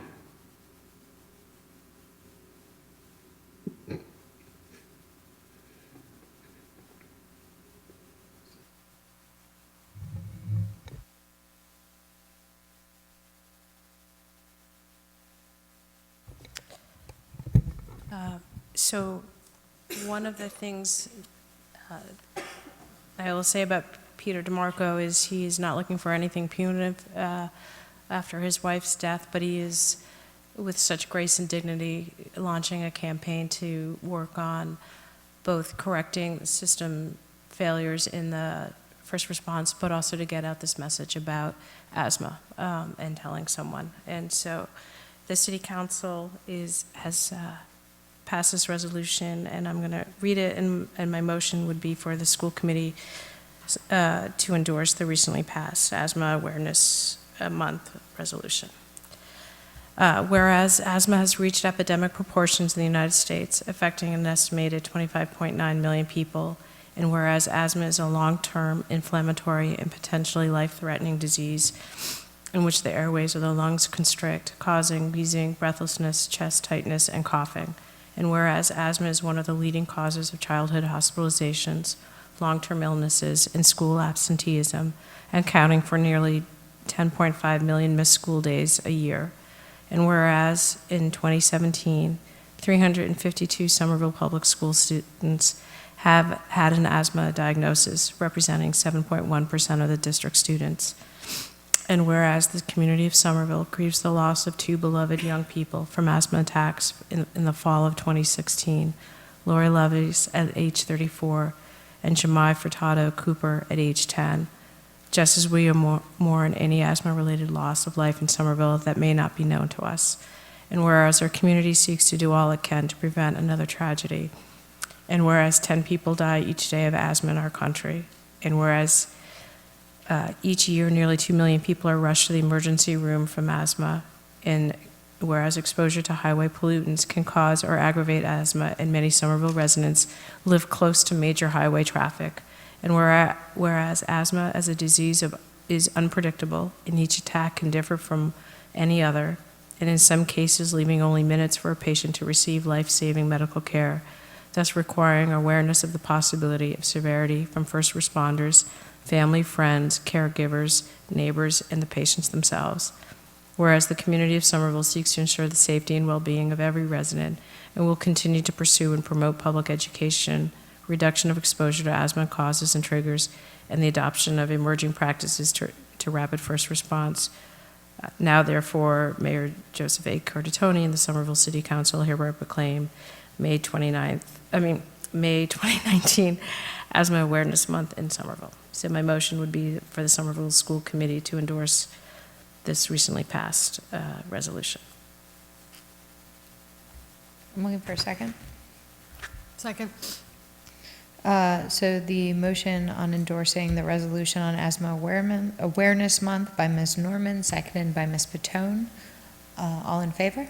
Discussion, Ms. Patone? I just want to thank Chair Norman for bringing this forward. Based on the tragic results that we've had in this moving PSA, which I'm glad that he has been able to channel his loss into something powerful for the community. It's so moving. I did have a question. Is this the plan for it to be every May, be Asthma Awareness Month? Or is it just for 2019? I do not know. That is a great question. I will find out and come back with the answer. Oh, sorry. President Valentine? Thank you. Yeah, because specifically it says 2019. And I'm happy to check with the sponsor of this. Typically, when we put these in, they're into perpetuity or. Chair Norman? I was at the city council last Thursday when this was passed, and I would like to commend, this is another great example of the city council and the school committee working together on an effort to educate both people with asthma, but caregivers, teachers, and really to coordinate how do we help in particular in the schools, our kids or anyone with asthma, because it is, having seen it with my own son, it's very unpredictable. You can have the same sort of attack for a year, and then suddenly the next one is very different, and there's no way of knowing. And our teachers and our school nurses have a great responsibility for our kids, and that simple message of tell someone, especially kids, don't want to miss things. They don't want to be left out. They may think they can manage it. And to have that very important message, you need to let an adult know in case it escalates. Maybe you can manage it with your inhaler, but maybe you can't. And so that is the intent of this campaign. Thank you. Any other comments? Ms. Palmer? I wanted to thank the chair for bringing this, and I support it wholeheartedly. I did want to make one comment, and unfortunately I don't have the data to suggest an amendment, but it is my understanding that there are significant racial disparities in this problem, and certainly folks who are working in environmental justice could easily point to local statistics, nationwide statistics, but our Black and brown families have a disparate impact on them, specifically for asthma. So I don't know if we want to make some mention of that in this. Chair Norman?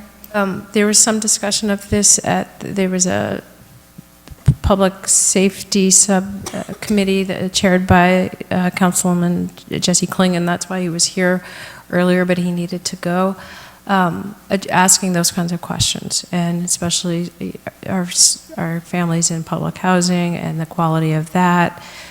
So there was more information will be coming, but those questions were certainly raised. And yes, so the data will be, more is to come. Thank you. Any other comments? Okay, so motion on endorsing the resolution on Asthma Awareness Month by Ms. Norman, seconded by Ms. Patone. All in favor? Aye. All opposed? Motion passes. Thank you very much. This means a lot to my neighbor, Pete DeMarco, and he would also ask if you can push out the PSA, because it's a very simple but important message. Thank you.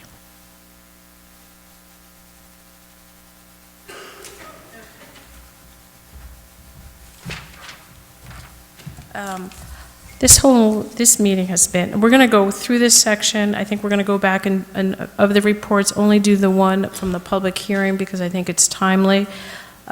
So let's move on to the next item is the approval of the field trips minus the one from the Healy, which we've already approved. Is there a motion? Motion to approve field trips May 18th to May 19th. Somerville High School Girls and Boys Ultimate Frisbee team will travel to Northampton, Massachusetts for the Pioneer Valley Invitational Tournament. Transportation via Somerville High School minibus. The student cost will be $0. On June 5th, grade 8 Argenziano students will travel to Canopy Lake Park in Salem, New Hampshire. Transportation via bus, the cost is $25. On June 11th, grade 8 Kennedy School students will travel to Canopy Lake in Salem, New Hampshire. Transportation via bus, student cost is $20. On June 11th, grade 8 East Somerville Community School students will travel to Canopy Lake Park in Salem, New Hampshire, transportation via school bus. The student cost is $25. On June 12th, grade 8 Healy School students will travel to Canopy Lake in Salem, New Hampshire. Transportation via bus, student cost is $35. Is there a second? Second. There is a motion by Dr. Ackman, seconded by Ms. Patone. Is there any other discussion? Yeah, yes, Ms. O'Sullivan. Thank you. It's actually about the one that we approved earlier and the cost per student. For the 3 students traveling to Washington DC for the National History Day, and wondering whether there's any fundraising or anything that's going toward that cost. Dr. Abeda, can you speak to that? Sure, Thank through you. you, Madam Chair. The cost is $615 per student, and I spoke to Deshawn today. We're actually paying the registration costs. That's from out of the CNI budget, and then Haley Friends and Family is covering the rest. Absolutely. So the registration cost is in addition to the 615, is that right? So is that correct? Okay.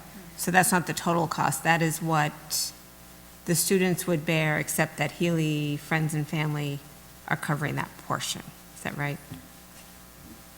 Yes. Okay. Are there any other questions about the field trips? Superintendent Skipper. Through you, Madam Chair, I just want to make sure I'm clear. So, Dr. Abeda, the 615 is being covered by Friends of the Healy, or the students have to come up with the 615? The total cost, when I spoke to Deshawn today, he says the total cost is this amount, $615 per student. And then I said, what about registration? And then he said, well, I will get that to you. So we're covering the registration, and I don't have the exact number yet. He's gonna get that to me. I said, please get that to me tomorrow. So we're getting that tomorrow. And then the 615 is per student, and what I was told was that was from Friends of the Healy Friends and Family. It's only 3 students. So it's the Friends of Healy, the 501c3, that raises money for offsite, primarily for offsite learning. Does that help? Ms. Patone, would you like to jump in? Yeah, I'll follow up with Friends of Healy. We hadn't heard of that. We had heard about the registration fee. There's 2 different ones, so we'll figure out which one and all that other stuff. But right now, the parents think that they're covering the $615 each. I also did want to note, I think that the district is covering the teacher's cost. Is that accurate, or is that not accurate? So the agreement that I have with Deshawn, as I've spoken to several times, was let me know what we need to cover, and I will pay for half, and he's going to work on getting the other half in general. So that's where we're at right now. So I just told them, because this is last minute and they haven't really had a ton of time to fundraise, that it would come out of my budget. Whatever, so I told them, let me know what you need, and we'll make it happen. Thank you. Any further questions? So there is a motion by Dr. Ackman, seconded by Ms. Patone, to approve the field trips. All those in favor? Aye. All those opposed? Go have a good time, students. Next is item F, the acceptance of donations. I move to approve with gratitude the following donations. $150 to the Somerville High School Science Department for a telescope, by Jeffrey Shagnon. $500 value donated 2 stylus toolkits by Jacqueline Sarmento to be awarded to the 2 top cosmetology seniors of the 2019 class. A monetary donation of $125 to the SFLC Clothing Closet by Heather Boutet. $100 monetary donation to the Lunch Debt Fund by Christina Linkater. A monetary donation of $1,500 to the CTE program for the Student Banquet Scholarships from A. Russo and Sons, and a $1,000 monetary donation to the Library Media Department by Irene Claspy. Is there a second? There is a motion by Ms. Palmer, seconded by Mr. Futrell. Any further discussion? All those in favor? Aye. Aye. All those opposed? Motion passes. Thank you very much. We are going to go back to the reports, and the only report that I am going to ask for tonight is from Mr. Futrell for the budget hearing, because I think it's timely. Mr. Futrell? Yeah, the budget is the most fun part of the year, so I relish the opportunity to provide this report. As you all know, on Thursday, May 2nd, 2019, the Finance and Facilities Subcommittee of the Whole convened at 6:06 p.m. for the public hearing on the fiscal year 2020 budget of Somerville Public Schools. In attendance were myself, Ms. Norman, Ms. Patone, Mr. Green, Ms. O'Sullivan, and Ms. Palmer. Additionally, approximately 23 staff and 19 members of the public were in attendance with enthusiasm. The superintendent's budget recommends an increase from $72 million to $76 million, representing new spending of $3.5 million or 4.92%. The superintendent's emphasis in building her budget this year, in addition to overall supporting our vision of educating the whole child, is focused on increasing equity, access, and opportunity for all students. From a financial perspective, the new spending represented in the fiscal year 20 budget of the new spending represented in the fiscal year 20 budget, 79% or $2.8 million is allocated to salaries, while the remaining 21% or $700,000 is allocated to non-salary expenses in operations, contracts, transportation, out-of-district tuition, and other items. Notably, there are only 6 new FTEs added to the current staff, including an equity administrator, a special ed integration specialist in theater arts, a dean of students at Argenziano, an educator counselor at the East, a college and career advisor at Somerville High School, and a pre-K SPED teacher for the ASD program at Winter Hill. Outside of these new positions, the majority of new spending in salaries is structured to support increases in pay to our bargaining units. The district highlighted fiscal year 2019 successes, which include the district's leadership role in the By All Means initiative at Harvard's Education Redesign Lab and as a founding district of the MCIEA Consortium, an investment in long-term equity work within this committee as well as the district's administrative team, redesign of educational models for Next Wave and Full Circle, our pilot recycling and composting program, and the launch of the Somerville Learning 2030 visioning process. In addition, the district's track record of success has garnered over $2.9 million in grant funds in support of preschool, mental and behavioral health services, and other planning initiatives. The district reported increased graduation rates overall, 91.2% graduation rate in 5 years from the high school, paired with a falling dropout rate. Additionally, suspension rates have fallen over the last 6 years from a peak of 3.9% out of school suspension to 2.1% in 2018. Attendance rates hover in the mid 94%, and students largely report positive plans post-graduation, with 71% planning on a 2 or 4 year or some other post-secondary plans, and 24% planning to enter directly into the workforce. Though this was not the highlight of the superintendent's presentation, I noted that the demographics of our district are changing slowly. The number of students with a first language other than English has slowly been decreasing from 51% in 2013 when I first ran for school committee to 48% in 2018. The state reports 21% language, first language not English across the Commonwealth. Students recorded with high needs has decreased from 75% to 60% over the same time period. The district's proposed expenses show a per pupil expenditure that exceeds $20,000 for the first time at $20,232 in fiscal year 2018, up almost $800 per pupil from the year prior. This figure normally has a 1-year lag, so this is the most recent data available. The district also reported an average class size of 19.0 and not exceeding an average of 20.5 students in any single grade. 20.5 students average per class in any single grade. Finally, the fiscal year 2020 budget includes shifted and new programmatic investments in innovation, out-of-school time, early education, special education, ELL programming, the Somerville Family Learning Collaborative, social, emotional, and wellness supports, and educator development. Visit somerville.k12.ma.us/finance to view the presentation and find more details. Of the approximately 19 members of the public who attended and provided comment, there was advocacy in support of Groundwork Somerville, the SNAC program, additional resources for equity and cultural proficiency, family liaisons, and support for the college admissions process. Several of the items were already included in the administration's budget. Lastly, we noted that the additional opportunities for discussion and deliberation on this budget would be the Finance Committee of the Whole deliberation on May 7 and May 21, as well as our full committee meetings tonight and on May 20. So if you have an opinion, May 20, come and tell us all about it.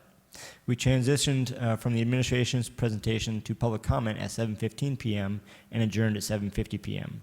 I move to approve the report of the Finance Subcommittee of the Whole of May 2nd, 2019. Second. The motion by Mr. Futrell, seconded by Dr. Ackman. Is there any discussion? Superintendent, did you want to jump in? Just one small correction. The high needs formula for the state assumes either ELL, special education, or what was poverty-free and reduced lunch as the subgrouping. What has changed actually isn't our level. What's changed is how free and reduced lunch is defined by the state. So that's now economically disadvantaged, which means that there are students that we know are of a poverty level but don't get counted in the formula. So I couldn't give you what the exact number is, but I know that's coming from the DESE site, but there's a reason behind that drop. It isn't necessarily our students. Mr. Futrell? I appreciate that. I am aware of that distinction and that change. I don't think I cited the free and reduced lunch. I cited the first language, not English, and then the high needs. And there may be some categorical distinctions in high needs from 75 to 60. Yep. Thank you for that clarification. Are there any further questions or discussion? There's a motion to accept the report from Mr. Futrell, seconded by Dr. Ackman. All those in favor? Aye. Aye. All those opposed? Thank you for that succinct report, Mr. Futrell. Next item is items from board members. Ms. Palmer? Good evening. You all should have a copy in front of you, a two-page, it's a fact sheet, and then also on the second page, oh my goodness, the Somerville City Council approved. And what I am going to ask this evening is a sense of the body regarding a bill that I discussed with you last year that I proposed that our state delegation move forward. Unfortunately, it passed out of committee at the state level but was not brought to the floor. We're hoping to get it passed this year, and it's an act supporting parents running for office. It's House Bill 639 or Senate 408, and it specifically changes Section 6 of Chapter 55 of the general laws to add after the word office or expenses relating to the provision of child care services. So specifically, those candidates who are running for public office could use funds that they have raised to pay for child care, which would enable parents to more easily run for office, which I think it should be a priority. It's an easy fix, and I'm hoping that it gets through, and I would love to be able to say when I testify at the State House this Wednesday that the Somerville School Committee also endorses this change to the law. What are your thoughts? Ms. Ackman? I fully support it. Ms. O'Sullivan? I would also support it. Ms. Patone? Yes, and thank you for bringing this forward again, Ms. Palmer. President Ballantyne? So in my role on the school committee, yes, I support it. And I supported it last week. Thank you. That's a double header. All right. I fully support it as well. Mr. Futrell? Fully support it. All right, there we go. So, is that helpful? Does that? I appreciate your support. Okay, we appreciate you raising this important issue. Are there other items? I have a very quick one. Okay. So I just would like to announce the 11th Annual Spring for Children fundraiser benefiting this Mystic Learning Center. It's this Wednesday, May 15th from 6 to 10 p.m. at Sally O'Brien's in Union Square. The door donation is $20, and there will be music and good times by all. So if you can support this important learning center, that would be great. And any other, Ms. Patone? Just a quick one, and I apologize through you, Chair Norman, that I didn't give you a precursor, but I want to get some feedback maybe next meeting or a future meeting about plans for student representation moving forward. Sometimes there's advantage of having overlap. We tried having 2 seniors, which there was some value to that, but, maybe a junior or senior, I don't know. But I just want to throw out there that maybe we can have a conversation next meeting about that.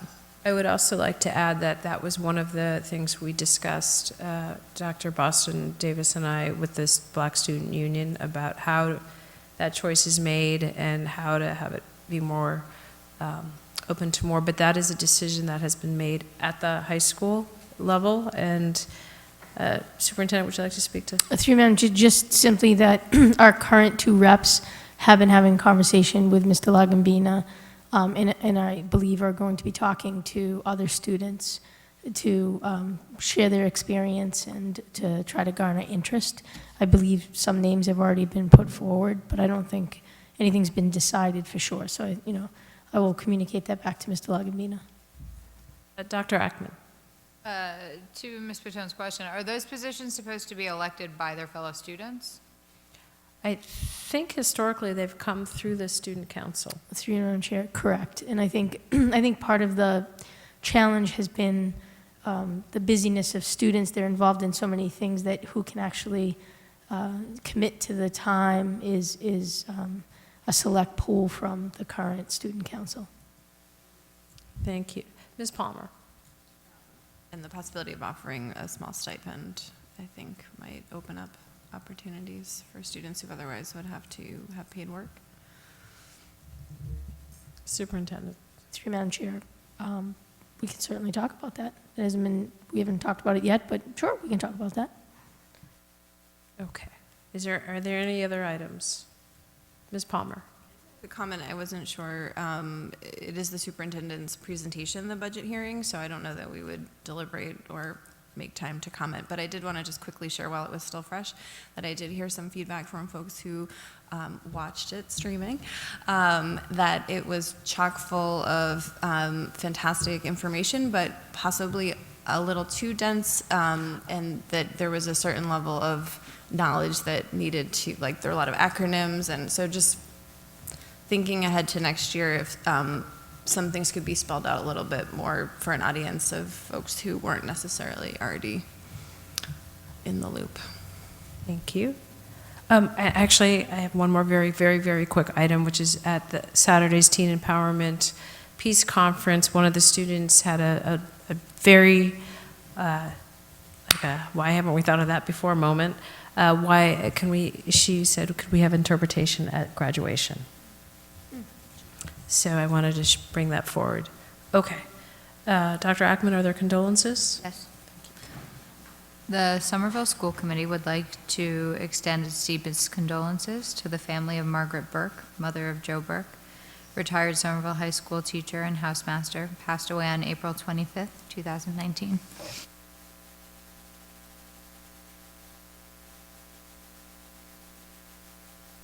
We are adjourned.